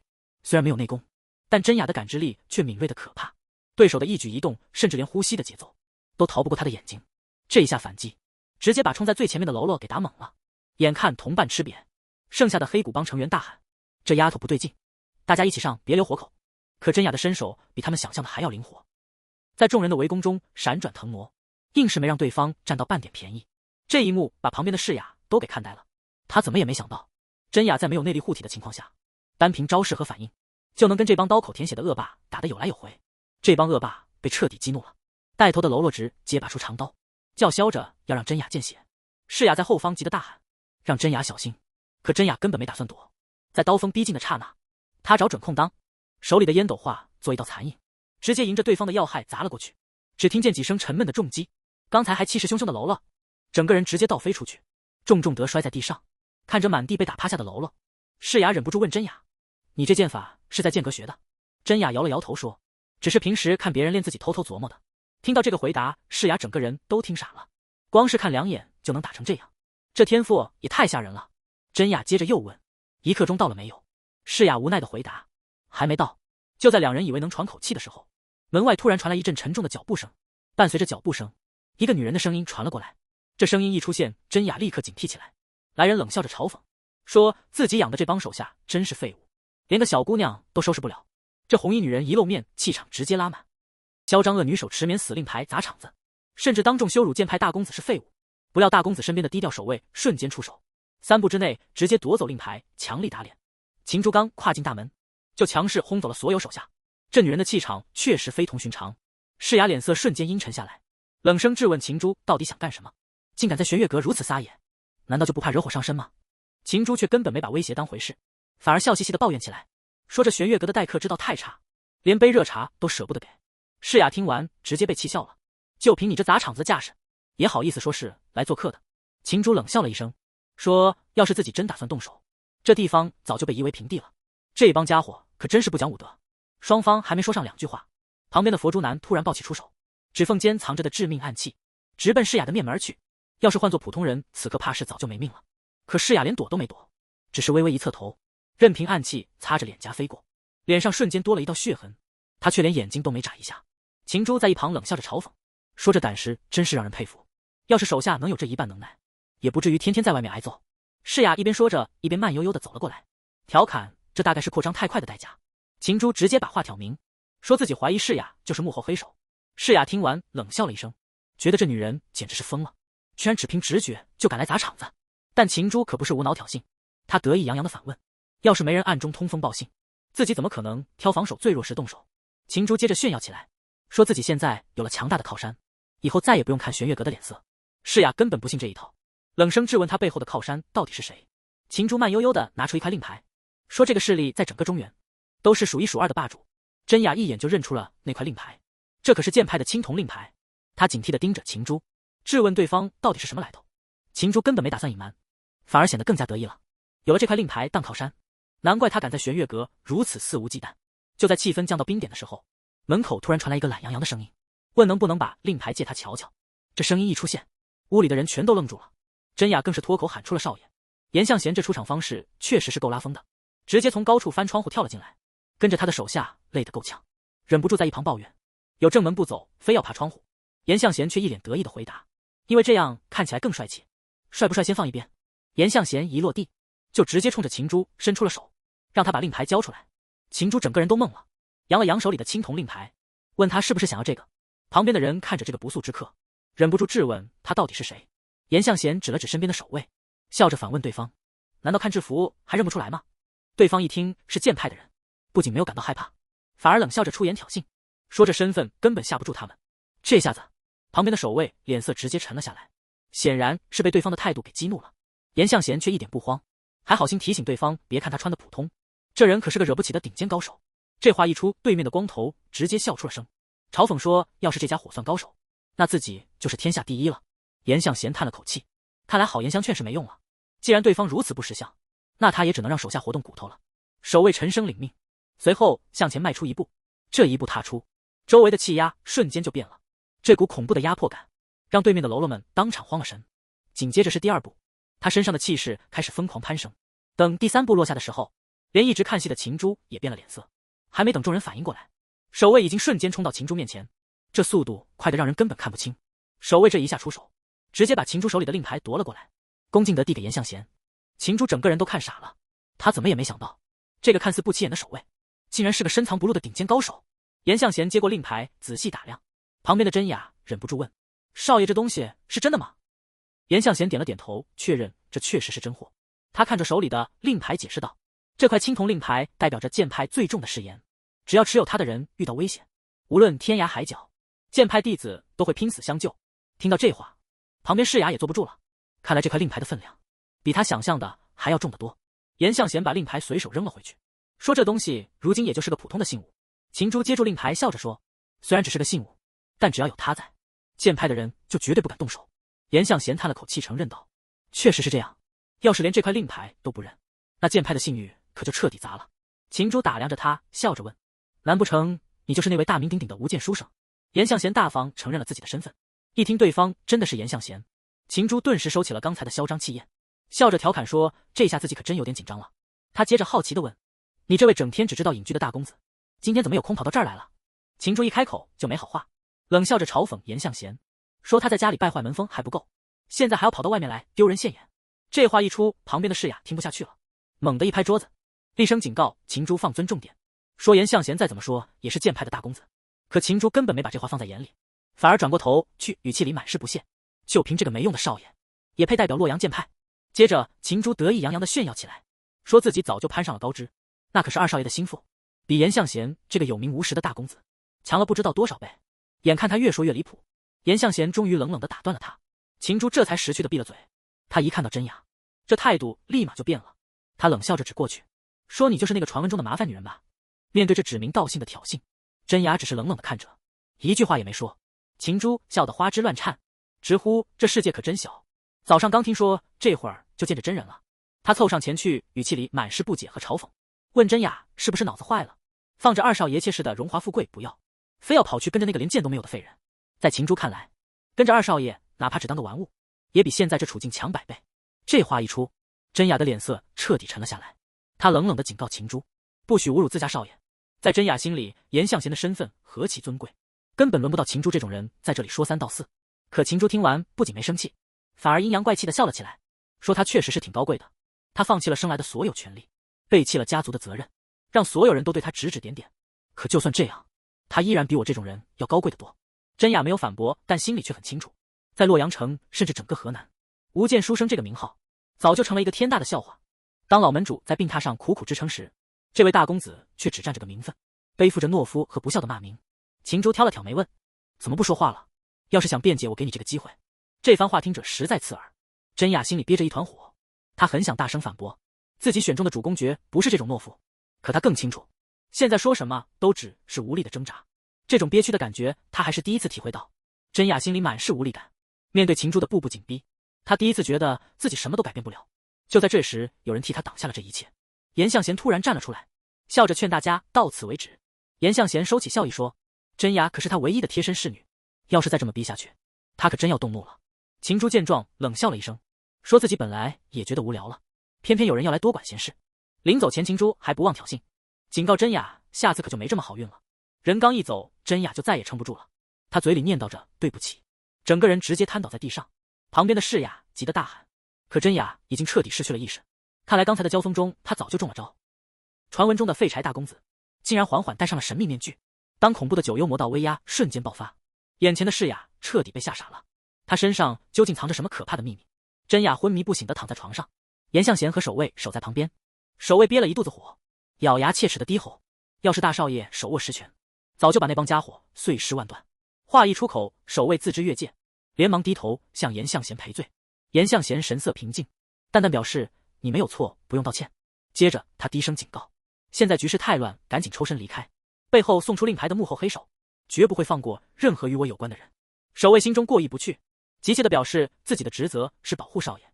严向贤态度坚决冷淡地回了一句：“没必要为了一个不愿拔剑的人，把自己的性命搭进去。”守卫无言以对，只能低头认错。严向贤递过去一份公文，这是正式的调令，能免除你这次的护送任务，让你名正言顺地回去。守卫心中憋屈，却也只能接令离开。他怎么也想不到，修行多年，最终竟如此无能为力。世雅推门走了进来，看着躺在床上的真雅，满脸担忧。严向贤一边为真雅把脉，一边淡淡的回答：“他只是睡熟了。”世雅根本不信，要是真的没事，这脉怎么可能把了这么久？严向贤没有正面回答，反而问起黑谷帮的情报是否带齐。世雅拿出情报，却更关心妹妹的安危，逼问严向贤到底隐瞒了什么。看着昏迷不醒的真雅，严向贤终于吐露实情，他根本不是在睡觉，而是得了一种极其严重的怪病。世雅心中大急，连忙追问到底是什么怪病。严向贤却一脸淡定：“我刚才就说过了，他只是累得睡熟了，毕竟过度劳累也是能要人命的。”世雅顿时无语，绕了半天，真雅根本没有大碍，他懒得继续扯皮，直接切入正题，问他为什么要打听黑谷帮的情报。严向贤翻看着资料，语气严肃：“从这些线索来看，你正在谋划一件非常危险的事。”世雅有些不服，反问：“这跟大公子有什么关系？”严向贤脸色一沉，冷冷警告：“到此为止，别再查下去了。”世雅毫不退让，直接顶了回去：“我又不是你的手下，凭什么听你命令？”严向贤没有退缩，反而抛出重磅消息：那块青铜令牌是真的，秦珠背后的靠山是真的。作为干这行的你应该最清楚，剑派的实力到底有多恐怖。世雅瞬间被激怒，愤然质问：既然你什么都知道，为什么以前冷眼旁观，任由事情发展到这一步？严向贤没有解释，只是提议去外面谈，别打扰真雅休息。夜色渐深，两人来到院子里，世雅率先打破沉默，问他谁才是这天下的第一世家。严向贤淡淡回答：当然是剑派。世雅情绪激动，厉声质问：既然是第一世家，为什么要给黑谷帮这种恶霸撑腰？当百姓在水深火热中挣扎时，剑派到底在干什么？黑谷帮在外面为非作歹，剑派不仅袖手旁观，甚至暗中利用他们。世雅指着他厉声质问：既然你什么都清楚，这些年为什么一直冷眼旁观？他甚至把话挑明，秦珠之前那些难听的话一点都没说错，你明明有着惊人的武学天赋，现在却只知道当缩头乌龟，什么都不做。世雅转身离去，丢下最后一句话：我拼了命想去改变这一切，而你这个懦夫根本没资格指手画脚。严向贤冷冷地警告他，别再对秦珠动手了。接着严向贤讲起了一个很久以前的故事，关于一对感情深厚的姐妹，姐姐满腔正义，为了保护被毁掉的家园，带人拼死反抗，结果却输得一败涂地，所有人全被屠杀。得知姐姐的死讯后，那个天赋异禀的妹妹彻底疯了，她开始疯狂报复，要让所有仇人血债血偿。虽然杀得血流成河，但敌人的势力实在太庞大，最终妹妹也成了朝廷通缉的要犯，在围剿中丢了性命。世雅听得一头雾水，不明白她到底想表达什么。严向贤叹了口气，那对姐妹不仅死得凄惨，连名声也被彻底抹黑，在世人眼中，他们成了十恶不赦的叛徒。世雅依然不解，追问他到底想说什么。严向贤直截了当的挑明：好人总是死得太快，而坏人却能活得心安理得。你真的做好准备了吗？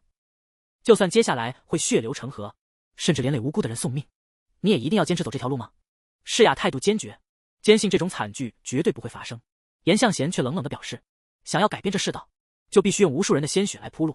可那些心软的善人根本看不得无辜者送命，所以他们宁可牺牲自己，背负一世骂名，可到头来却什么都改变不了。严向贤一边说着，一边缓缓戴上了脸上的面具。世雅整个人愣在原地。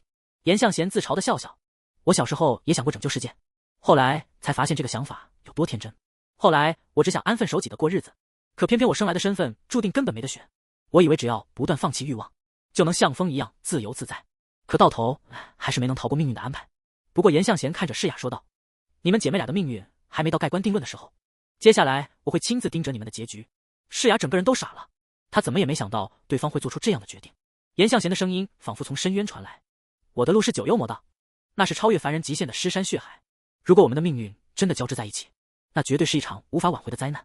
恐怖的威压瞬间散去，世雅猛地回过神来，刚才那一幕已经彻底超出了他的认知，他惊魂未定地喘着粗气，刚才到底发生了什么？单枪匹马杀入黑谷帮分部，面对满屋恶徒，他只用了一招，就让嚣张的头目瞬间变成尸体。这个戴着面具的深渊怪物，究竟要将这里彻底吞噬到什么地步？繁华城市的阴暗角落里，贫民窟是黑谷帮滋生罪恶的温床。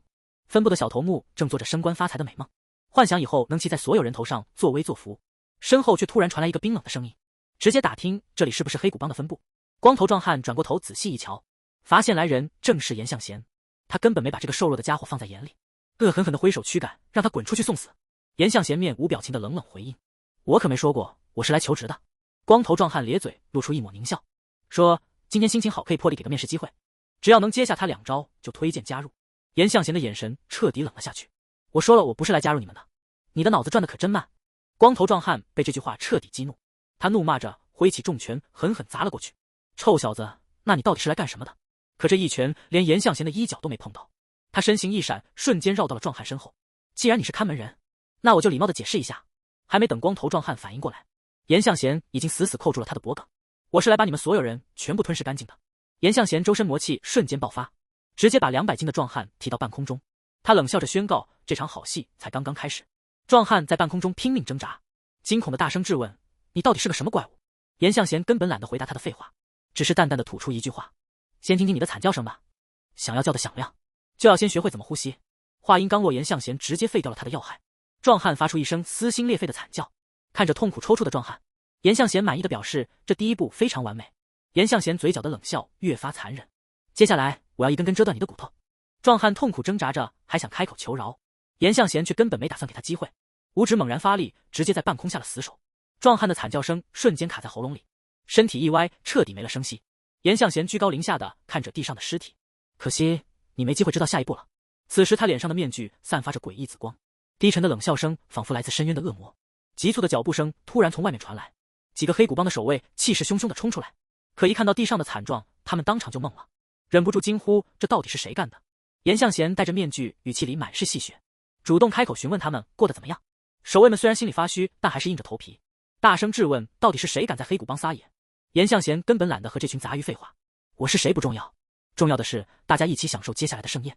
带头的守卫怒骂一声，挥刀砍了过去，本以为这一击能将对方当场斩杀，结果严向贤连躲都没躲，直接抬手空手接白刃，死死夹住刀锋。还没等对方反应过来，严向贤已经扣住他的脑袋，狠狠砸向地面，伴随着一声巨响，带头守卫直接被砸飞出去，生死未卜。剩下的守卫被恐惧激发出最后的疯狂，怒吼着一拥而上，想要解决掉这个疯子。严向贤站在原地冷笑着嘲讽，既然是宴会，怎么能没有歌舞助兴？话音刚落，恐怖的黑色魔气铺天盖地散开，冲上来的守卫连他的衣角都没碰到，被狂暴的魔气死死困在半空。凄厉的惨叫声顿时此起彼伏，严向贤看着眼前的惨状，反而笑得更开心，这才是最完美的宴会。霸道无比的力量瞬间将所有人吞噬，黑谷帮的守卫根本没有任何还手余地，满地的黑谷帮守卫已经全部躺下。严向贤站在尸堆中间，有些扫兴的自言自语，这就结束了，我这刚热完身呢，真是太没意思了。不过地上似乎还剩下一个活口，严向贤一把将那个吓破胆的守卫拎了起来，对方拼命求饶，喊着放过我。严向贤脸上的面具变得越来越狰狞，你说吃掉你身上的哪一部分才能让我填饱肚子呢？就在他准备动手的瞬间，一道逆天的剑光裹挟着杀气直奔他而来，逼得严向贤不得不侧身停下动作。男人怒吼着质问，你到底是个什么怪物？接下来我来做你的对手。面对这气势汹汹的挑衅，严向贤连眼皮都没抬一下，只是冷冷地吐出2个字：傀儡。男人被彻底激怒，挥出漫天剑气直奔而来。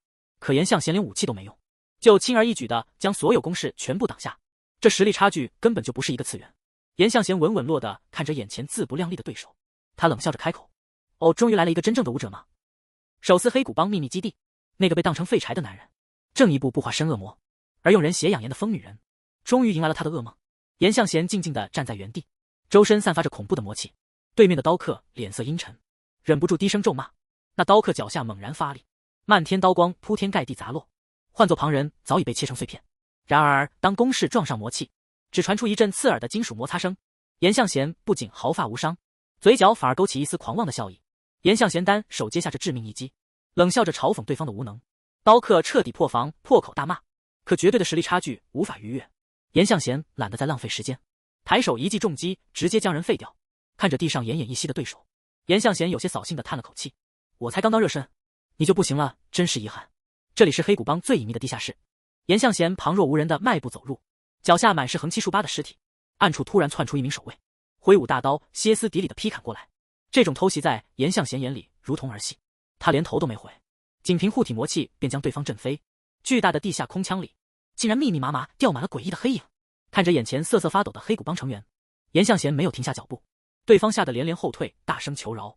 严向贤面无表情的抬脚，直接踩碎了对方的膝盖，凄厉的惨叫声顿时响彻密室。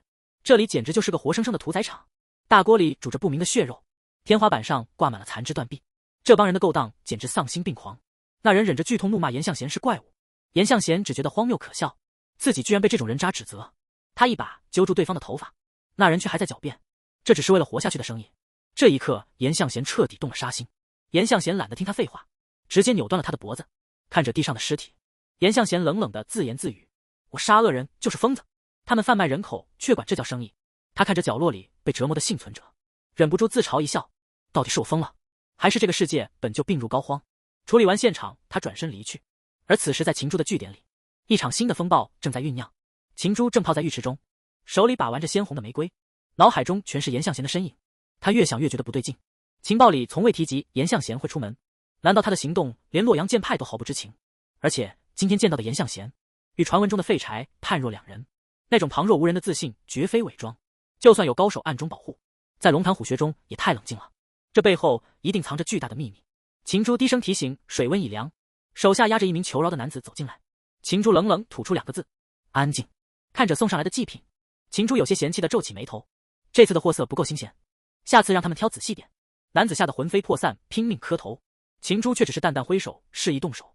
手下手起刀落，斩断了男子的喉咙，求饶声戛然而止。秦珠捧起温热的鲜血泼在脸上，一边抱怨着最近皱纹变多，一边歇斯底里地狂笑起来。这女人简直是个彻头彻尾的疯子。突然门外传来急促的脚步声，手下慌张地破门而入，汇报我们的一处工厂被彻底摧毁了。得知工厂被毁的消息，秦珠的笑容瞬间凝固，他厉声质问到底是谁干的。手下战战兢兢地回答，具体身份不明，只知道工厂里的人都疯了，没过多久便全部暴毙。秦珠强压怒火追问临死前的线索，手下连忙说那些人临死前都在胡言乱语，声称看到了恶魔与怪物，并且反复提到了一张白色面具。听到白色面具这4个字，秦珠立刻变了脸色。一夜之间，称霸一方的黑谷帮据点被连根拔起，神秘的白面具究竟是何方神圣？连高高在上的洛阳剑派少主都为之震怒，而这背后竟预示着极度凶险的杀戮即将降临。手下无奈地叹了口气，汇报说那些人死得太快，根本没留下有用的线索。秦珠却完全不以为意，觉得只是手下办事不力，不小心踢到了铁板而已。可手下却根本不敢大意，提醒他去年惹了不该惹的强者，导致整个分部被连根拔起。在这个世界上，能感应到气的人凤毛麟角，能练出名堂的更是少之又少。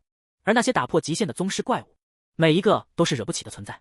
手下低声提醒秦珠，做他们这种见不得光的买卖，难免会撞上隐世的怪物。秦珠听完也深以为然，他冷冷地吩咐下去，让手下的人最近都老实点，只要大家把头低下去，等那家伙折腾够了，自然会走。在秦珠眼里，这不过是有人在多管闲事。他忍不住冷笑嘲讽，天天想着行侠仗义，真是脑子有病。人活在世上，就要学会顺应规矩，磨平棱角。手下们赶紧点头哈腰的附和，准备彻底当一回缩头乌龟。听到恶魔这个词，手下顿时有些犯嘀咕，嘴里还不停地念叨着什么。秦珠一眼就看出不对劲，冷冷地质问他是不是知道内情。手下顿时吓得支支吾吾。旁边另一个手下赶紧插话，提起前几天赌场那边莫名失踪的一批雇佣兵。当时大家都以为这不过是普通的黑吃黑，根本没人放在心上。可现在把两件事联想在一起，事情显然没那么简单了。秦朱彻底失去了耐心，厉声质问手下：“你现在吞吞吐吐干什么？到底还有什么事情瞒着我？”手下吓得浑身一哆嗦，解释说自己常去那家赌场，突然想起了一个诡异的传闻。秦朱眉头紧锁，冷冷追问是什么传闻。手下赶紧压低了声音：“那天晚上很多人都说见鬼了，甚至有人发誓那根本不是人，而是一个来索命的怨灵。”手下有些为难的解释，虽然自己也不信鬼神，但传谣言的人实在太多，这事听着确实邪乎。秦朱听得直皱眉头，冷冷地打断他的话，质问这跟工厂被毁有什么关系？那些快死的人胡言乱语，怎么连你也跟着装神弄鬼？手下吓得赶紧低头认错。秦朱不耐烦地警告他，别整天神神叨叨的，多提供点有用的线索。可话刚说完，他自己却突然愣在原地，一个极其荒谬的念头闪过，世上怎么可能还有人会用跟他师傅一样诡异的武功？还没等他想明白，手下就慌慌张张地闯进来，大喊着又有一个分部被端了。这消息一出，秦朱立刻厉声追问，是不是又是那个戴白面具的混蛋？手下吓得连连点头，确认就是那个家伙干的，对方显然是冲着他们来的。秦朱有些头疼地叹了口气，他心里非常清楚，在那个戴白面具的家伙消停前，恐怕还得有几个分部被砸。手下在一旁分析道，连有高手坐镇的分部都被对方这么快解决掉，这个白面具绝对是个硬茬子。秦朱却冷笑了一声，既然这样，那还不如按原计划放任不管。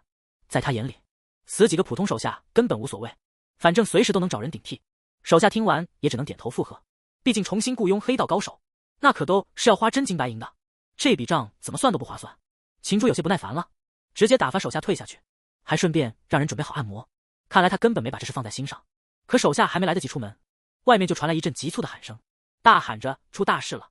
这下子秦朱彻底坐不住了，难道那个戴白面具的家伙又对他们动手了？画面一转，来到了洛阳城里。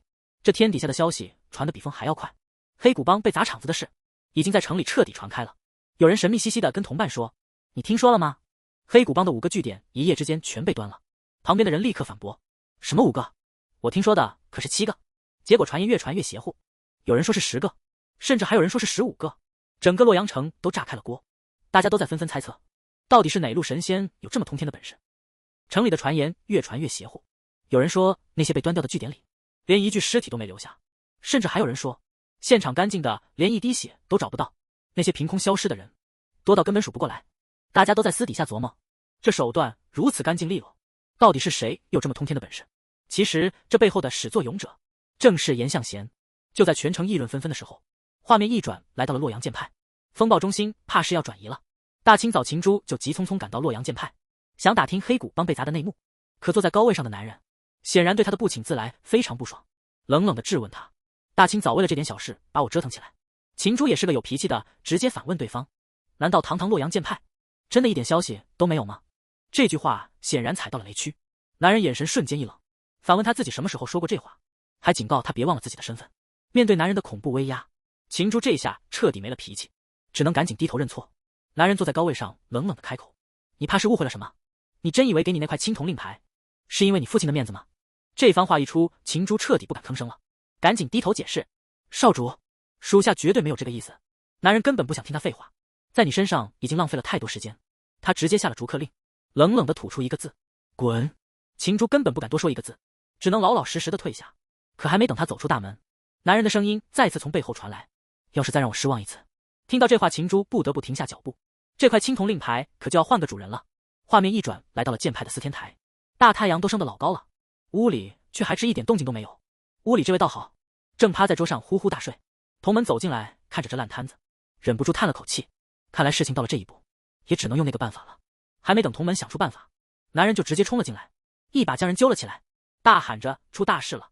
同门被吓了一大跳，赶紧问他到底怎么了。男人递过去一杯水，神色凝重的解释，昨晚他守夜的时候好像看到了不得了的东西。同门有些无奈，觉得他太拼了，天天一个人守夜，根本没人会领情。男人摇了摇头，沉声说道，是不祥之兆。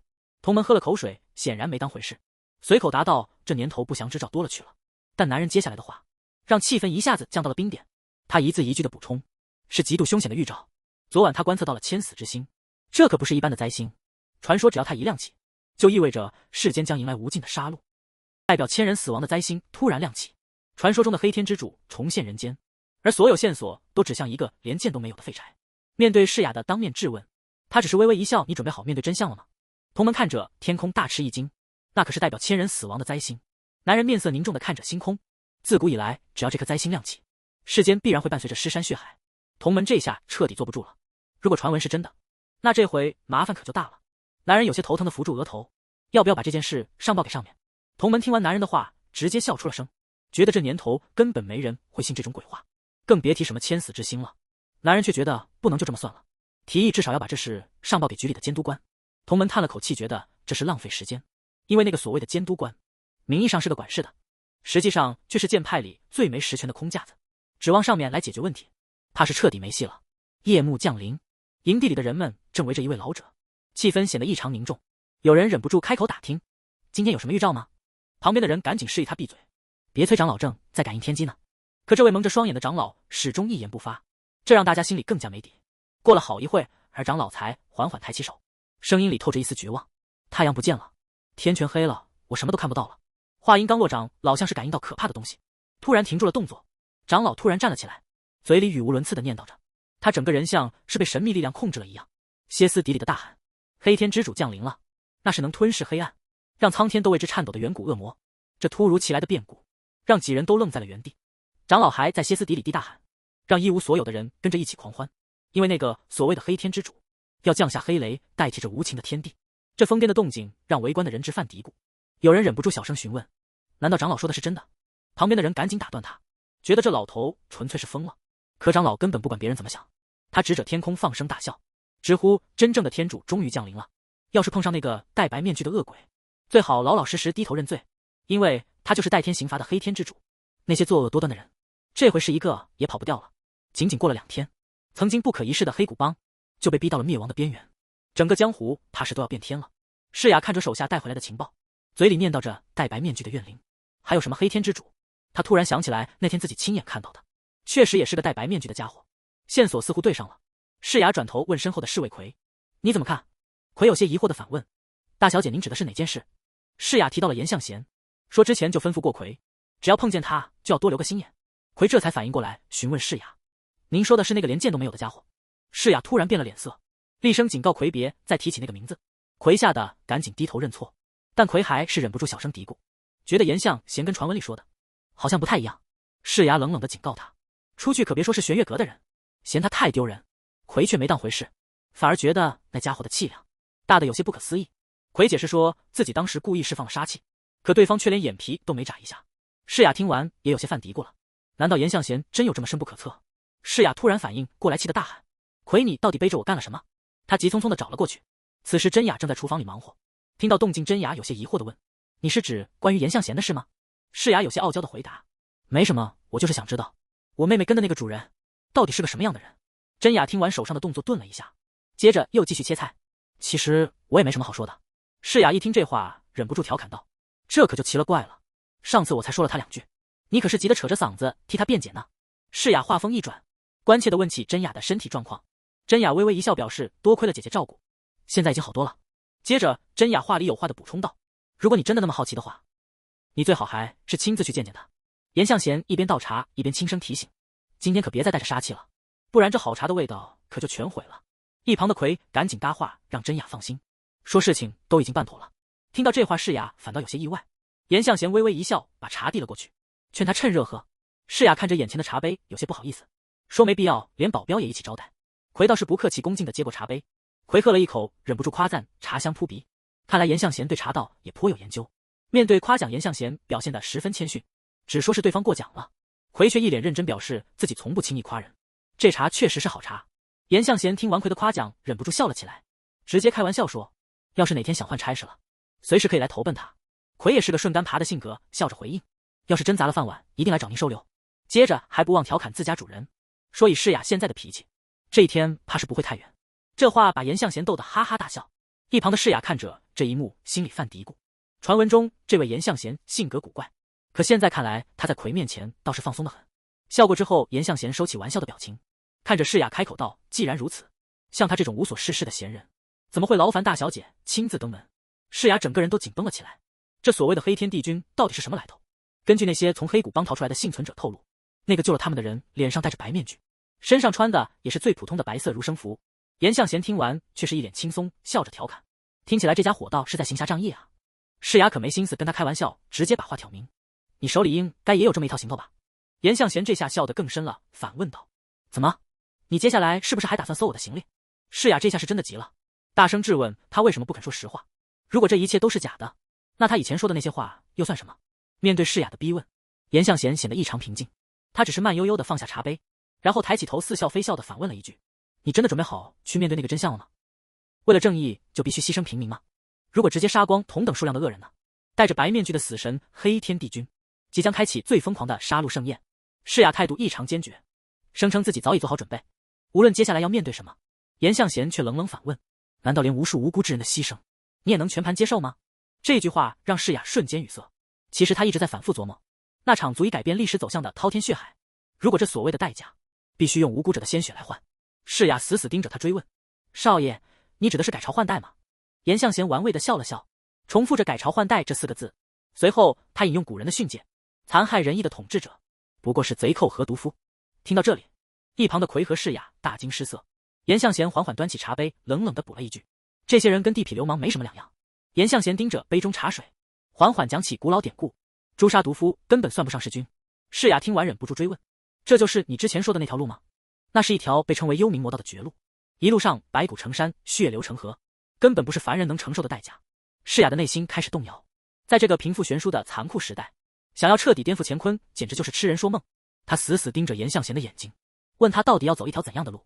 严向贤没有立刻回答，只是露出一抹高深莫测的微笑。其实他心中早已有了答案。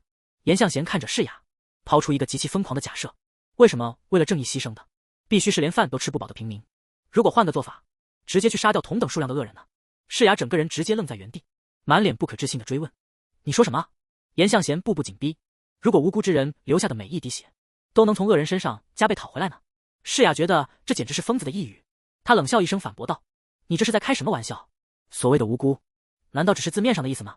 严向贤缓缓站起身，语气平静的让人害怕：“这不过是个假设，我只是让你想象这种可能性。”世雅根本无法接受这种极端逻辑，认为这只是小孩子的幼稚幻想。这世上哪有绝对的善恶？又该用什么标准去划分？是法律还是道德？这些标准本就会随时代改变，怎能如此轻率地定义恶人，然后将他们全部杀光？世雅的态度异常坚决，没人能靠杀光恶人来改变历史。就算真有人能做到这种事，光凭个人喜好去审判众生，那跟疯子有什么区别？这分明是更恐怖的邪恶。可话刚说出口，世雅脑中突然电光石火，那个戴着白面具的死神，代天刑罚的黑天帝君，不就是眼前这个男人吗？看着世雅脸上掩饰不住的震惊，严向贤却只是微微一笑，他甚至调侃道：“黑天帝君这名字起得不错，估计那家伙听了也会挺满意。”接着他话锋一转：“至于你口中那个幼稚的想法，到底能不能成真？”严向贤嘴角微微上扬，轻声说：“这也正是他想知道的。”世雅整个人陷入了沉思，为了弱者去惩治恶人，难道最终只能变成恶魔吗？他一时间竟不知该如何反驳。话已至此，世雅不打算再多做停留，直接起身告辞。严向贤并未挽留，只是客套地送他们出门。世雅一边往外走，一边冷冷说出接下来的计划：“黑谷帮如今只剩大本营，他今天就要带人彻底铲除他们。”严向贤微微皱眉提醒道：“对方手里有剑派的青铜令，真要闹大了，上面绝对不会善罢甘休。”世雅却显得胸有成竹，冷笑说自己根本不用硬闯，因为早就有人替他去打头阵了。世雅的眼神冰冷如铁，今天黑谷帮的余孽一个也别想活，就算剑派事后要找麻烦，他也做好了全面开战的准备。反正他的终极目标只是那个把令牌给擒住的幕后黑手，并不是要和整个剑派为敌。见世雅如此底气十足，严向贤只是微微一笑，没有再多说什么。世雅带着魁转身离去，看着两人消失的背影，严向贤自言自语道：“那就祝他们好运吧。”随着房门缓缓关上，屋里只剩下他一个人。而此时的黑谷帮大本营早已沦为一片人间炼狱，到处都是凄惨的厮杀声。满脸横肉的黑谷帮恶霸死死踩着逃跑的帮众冷笑：“真以为能从老子手里逃掉吗？”带头的刀疤脸挥舞长剑，歇斯底里的咆哮着：“奉秦朱大人的命令，今天跟他们拼了！”而在秦朱的秘密藏身处，气氛压抑的令人窒息。秦朱看着满身是血的手下，冷冷的质问，义父果然还是拒绝帮忙了吧？手下战战兢兢的低头回答：“是的，大小姐。”这个结果其实早就在意料之中，毕竟对手的实力深不可测。那个所谓的义父，怎么可能为了他们去冒这种险？说到底，他们这些被收养的义女，在义父眼里不过是随时可弃的棋子。这下子，他们彻底被孤立了。手下犹豫了一下，继续汇报。义父大人还带了一句话过来。秦珠满脸不耐烦地喝道：“有什么话就直说。”手下战战兢兢地凑上前，压低声音开口。听到手下带回的口信，秦珠瞬间气得浑身发抖，他愤怒地掀翻了面前的桌子。这下他是彻底被逼入了绝境。强行冷静下来后，秦珠眼神阴鸷地问手下：“大本营里还剩多少奴隶？”手下战战兢兢地回答：“因为最近不怎么做交易，所以剩的并不多。那个怪物师傅传授的诡异秘术，他本想一辈子封存，但现在他已经无路可退。”秦珠咬牙切齿下达命令，把所有奴隶和没用的人全部带到地下室去，他要用那些活人的命来完成最后的邪恶仪式。黑谷帮大本营瞬间化为火海，那个被视为弃子的秦珠竟然从废墟的烈火中缓缓走出，他究竟完成了什么禁忌仪式，让在场的所有人瞬间面色惨白。黄昏时分，黑谷帮大本营外围，世雅安排的先锋部队早已悄悄潜入暗处，蒙面杀手死死盯着四周。手下低声汇报，目前还没有任何动静。领头的黑衣人低声警告所有人打起精神，千万不要暴露行踪。这时屋顶哨兵传来消息，第15队已经全部就位，万事俱备，只等一声令下。黑谷帮的末日就在今晚。队长低声下达命令，确认第15队的位置。手下瞬间消失在夜色中。没过多久，前方传来消息，手下向世雅紧急汇报，周围平民已全部疏散，密探也已各就各位，只等最后的进攻信号。世雅冷笑一声，下达指令，所有人继续坚守岗位。战斗一旦打响，立刻按原计划动手。看着渐渐落下的夕阳，世雅心里五味杂陈。旁边的葵低声询问：“大小姐是不是有些紧张？”世雅叹了口气回答：“自己倒不是害怕，只是有些事情想不通。”她转过头看着葵问道：“刚才他和严向贤的对话，是不是全被听到了？”葵赶紧摇头否认，表示自己什么都没听到，这种机密千万别扯上他。世雅无奈地笑了笑，直接追问葵的看法：“严向贤到底是个怎样的人？”葵沉默了片刻，老实回答：“虽然那个人手段狠辣，但感觉是个好人。”世雅感到有些意外，就算知道他是黑天帝君，也依然这么觉得吗？葵坚定地点了点头，直言这纯粹是直觉，无论大小姐接下来去哪，他都会誓死相随。世雅听完沉默了许久，轻轻拍了拍葵的肩膀，心中的动摇彻底烟消云散。世雅一边向前走着，一边琢磨严向贤的话，靠杀光恶人来改变世界，这听起来确实太疯狂了。可他突然停下了脚步，如果那个人是剑派长子，同时也是黑天帝君呢？如果是他的话，说不定真能创造奇迹。此时的黑谷帮大本营已经彻底乱成了一锅粥，先锋部队已经正面交锋。黑谷帮的恶霸破口大骂，觉得这帮人是活腻了，竟敢主动送上门来。可他还没来得及反击，世雅的手下已经杀到眼前。黑谷帮的恶霸们以为能靠人数优势压制，叫嚣着疯狂冲了上来，冰冷的刀光瞬间闪过，带头的恶霸还没反应过来，就已经倒在了血泊之中。剩下的人瞬间吓傻了，男人根本不给他们喘息机会，身形快得如同鬼魅一般，在人群中肆意穿梭，手起刀落之间，黑谷帮的防线瞬间崩溃，惨叫声此起彼伏。平日里横行霸道的恶霸，此刻只能跪地求饶。残余的头目眼看形势不对，急得大声指挥手下散开，把后面的精锐放出来。世雅的手下正准备追击，却突然停下了脚步，前方传来沉重的脚步声。黑谷帮排出了长枪阵，手下赶紧向世雅汇报，对方调动了大本营守卫，人数还在不断增加。看着密密麻麻的敌军，世雅却显得异常冷静，连看家底的兵力都派出来，说明内部绝对出了大问题。世雅直接下达总攻令，让所有人全线压上，今晚必须彻底做个了断。葵有些担心兵力太分散，世雅却显得胸有成竹，直言自己早就安排了援兵。葵却一针见血地指出，对方背后可是有剑派撑腰，真的有人敢来趟浑水吗？世雅有些尴尬地坦白，其实自己把责任全扛了，不过他手里还有最大底牌，那就是实力深不可测的黑天帝君严向贤，只要有他在前面顶着，他们就能坐收渔翁之利。话音刚落，远处传来巨响，冲天的火光瞬间将夜空照亮，恐怖的爆炸气浪袭来，世雅直接被掀飞了出去，他甚至没反应过来发生了什么，眼看世雅就要重摔落地，葵一个箭步冲了上去，稳稳地将他接在怀里。葵焦急地询问伤势，世雅有些吃力地抬起头，看着前方化为火海的废墟。就在这时，废墟之中突然传来一阵刺耳的狂笑，让人听了毛骨悚然。世雅定睛一看，整个人愣住，从火光中走出来的竟然是秦珠。世雅咬牙切齿地喊出名字，这个女人到底做了什么？看来那个邪恶的仪式真的让秦珠得逞了，现在的她已经彻底沦为怪物。大楼坍塌废墟之中，昔日同伴竟亦变成恐怖怪物。生死关头，神秘援兵强势登场，他们能否在这场绝境中死里逃生？大楼在恐怖的爆炸中彻底坍塌，这巨大的动静，怕是半个城市都能听见。废墟之中一片狼藉，连个落脚的地方都没有。奎死死扶着世雅，两人好不容易才站稳身体，还没等他们喘一口气，世雅就盯着前方，整个人彻底愣住了。废墟的火光中，竟然伸出一只巨大的魔爪，紧接着，一个熟悉的身影缓缓走了出来。现在的秦珠，已经完全没有了人类的模样，那股邪门至极的力量，显然已经把他彻底吞噬。世雅和奎都看傻了眼，谁能想到好端端的一个人，怎么会变成这副鬼样子？秦珠死死盯着世雅，直接指名道姓要他的命。话音未落，他就带着滔天杀气扑了过来，这速度快到根本不给反应时间。世雅此刻根本避无可避，眼看就要血溅当场。千钧一发之际，奎大喊一声，直接挡在身前。眼看秦珠的致命杀招就要落下，奎死挡在最前面，大声嘶吼着：“小姐快跑！”世雅根本无法丢下同伴，他急得大喊：“奎，这回是真的要拼命了！”世雅咬紧牙关，大喊着让奎活下去，自己也毫不犹豫冲了上去。就在这生死存亡的关头，世雅大声呼喊那个能救命的名字：“大少爷，黑天帝君，你到底在干什么？人又跑到哪里去了？”秦珠已经彻底失控，他看着四处逃窜的人群，冷笑着嘲讽道：“真是一群胆小如鼠的可怜虫。”就在秦珠准备大开杀戒的瞬间，一个冰冷的声音突然响彻半空：“住手，秦珠！”秦珠现在已经彻底疯魔，他狂怒地吼道：“不想死的就给我滚开！”面对如此恐怖的对手，奎却没有任何退缩的意思，他咬着牙低吼，自己也有尊严，绝对不会轻易认输。武林中流传已久的传说浮现，每一个习武之人，在达到一定境界之后，都会遇到一个无法逾越的瓶颈，那就是所谓的墙。一旦跨过了那堵墙，实力就会发生翻天覆地的变化，简直就像是脱胎换骨。而且从这一刻起，往后提升的上限也将被彻底打开。所以江湖上把跨过这道坎的人，统一称作高手。而现在最关键的时刻已经到了，回看着眼前的秦珠，心里顿时凉了半截。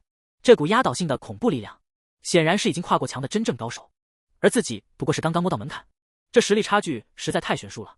秦珠根本没打算留活路，直接一招狂暴的轰了过来。这恐怖的劲力砸下来，奎直接被震飞了出去。这一下是真的挡不住了。秦珠这一招根本没打算留活路，奎虽然拼尽全力想要闪躲，但实力的差距实在太大。秦珠冷哼一声，那股黑红色的能量瞬间化作无数道利刃席卷而来，奎整个人直接被狂暴的力量吞噬，根本连还手的余地都没有。好不容易稳住身形，奎却突然发现不对劲，自己的手臂竟然失去了知觉。这股可怕的邪门力量正在顺着他的手臂疯狂蔓延。秦珠得意的狂笑起来，嘲讽奎根本是不自量力，就凭这点实力也想跟他斗。话音刚落，秦珠的攻势变得更加疯狂，漫天的掌影铺天盖地砸了过来，奎只能拼尽全力死死硬撑，可实力的差距摆在那里，根本就防不住。这一下重击直接把奎逼到了绝路，秦珠瞬间贴到了跟前，那张狰狞的脸近在咫尺。秦珠根本没把眼前的对手放在眼里，冷哼了一声，砸碎。接着他猛地一掌轰出，大喝道：“给我滚开！”这一击的威力非同小可，狂暴的能量瞬间炸裂开来，奎根本来不及躲闪，正面接下了这致命的一击，整个人直接被轰飞了出去，重重的撞在身后的墙壁上。秦珠居高临下的看着倒地的奎，冷笑着说道：“接了那一招居然还能活命，你确实比我想象的要强一点。”虽然勉强保住了一条命，但奎心里很清楚，连续强行运转内力，身体已经快到极限了，这样下去根本撑不了多久。更让人绝望的是，秦珠刚才那排山倒海的攻势，甚至连武器都没有使用，纯粹是赤手空拳的肉搏。看着眼前这个怪物一样的女人，奎心里直犯嘀咕：秦珠的身体到底出了什么问题？怎么会散发出这么恐怖的邪气？虽然身体已经快到极限，但奎还是死死握住手里的剑，根本不敢有半点松懈。看到奎一言不发，秦珠的脸色一下子沉了下去。我夸你两句，你居然连个屁都不放，真是个没教养的丫头。话音刚落，秦珠身上的邪气再次暴涨，这股恐怖的压迫感简直是要把人活活撕碎。奎很清楚，这根本不是普通的招式，而是纯粹的杀意。秦珠冷笑了一声，挑衅道：“那就再接我一招试试。”狂暴的红色能量铺天盖地砸来，这架势是要把人直接抹杀。面对这毁灭性的一击，奎知道自己绝对扛不下来，这回是真的要没命了。就在这千钧一发的关头，突然一个银色的身影挡在了前面，死里逃生的奎整个人都懵了，根本没想到这时候会有人来救他。女孩微微一笑，调侃着说道：“让你们久等了，援兵这不就到了吗？”话音刚落，他就主动迎着敌人冲了上去。他拍着胸脯表示自己没事，还得意地宣布自己就是援兵。可还没等大家松一口气，旁边的护卫就急得大喊：“让小姐小心！”一个壮汉直接闪身挡在前面，手里的长刀瞬间迎了上去。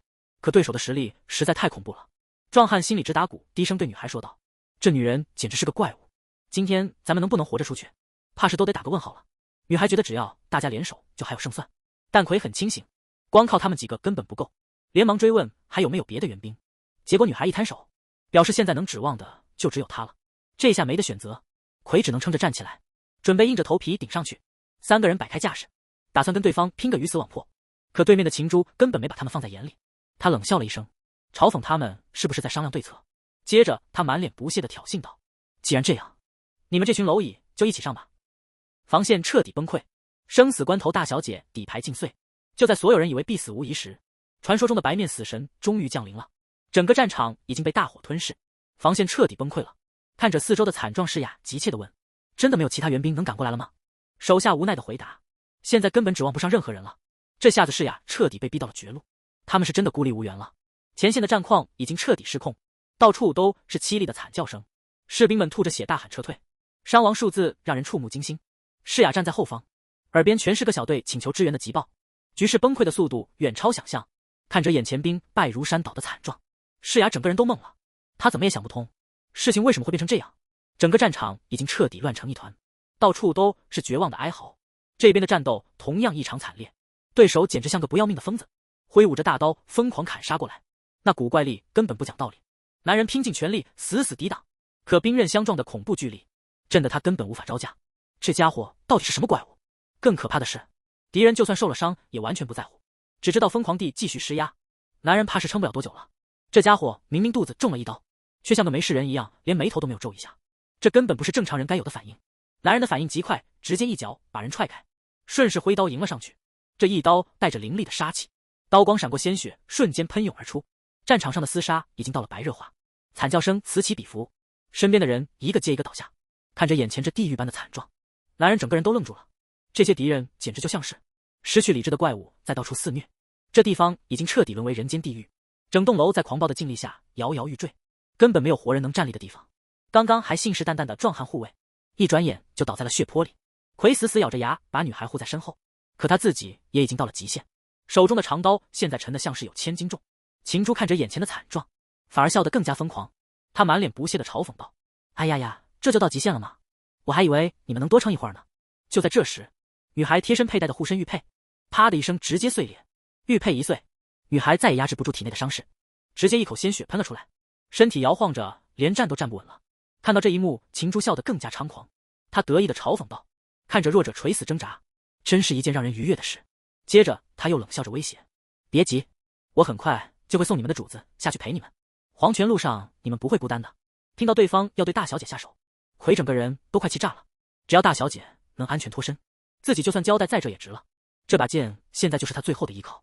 奎冷冷地盯着对手，就算今天注定要死在这，他也绝对不会后退半步。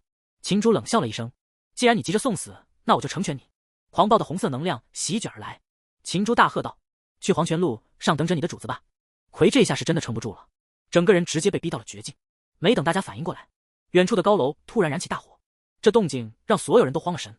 就在这紧要关头，诗雅身上突然发生了异变，整个人竟然开始变得透明起来。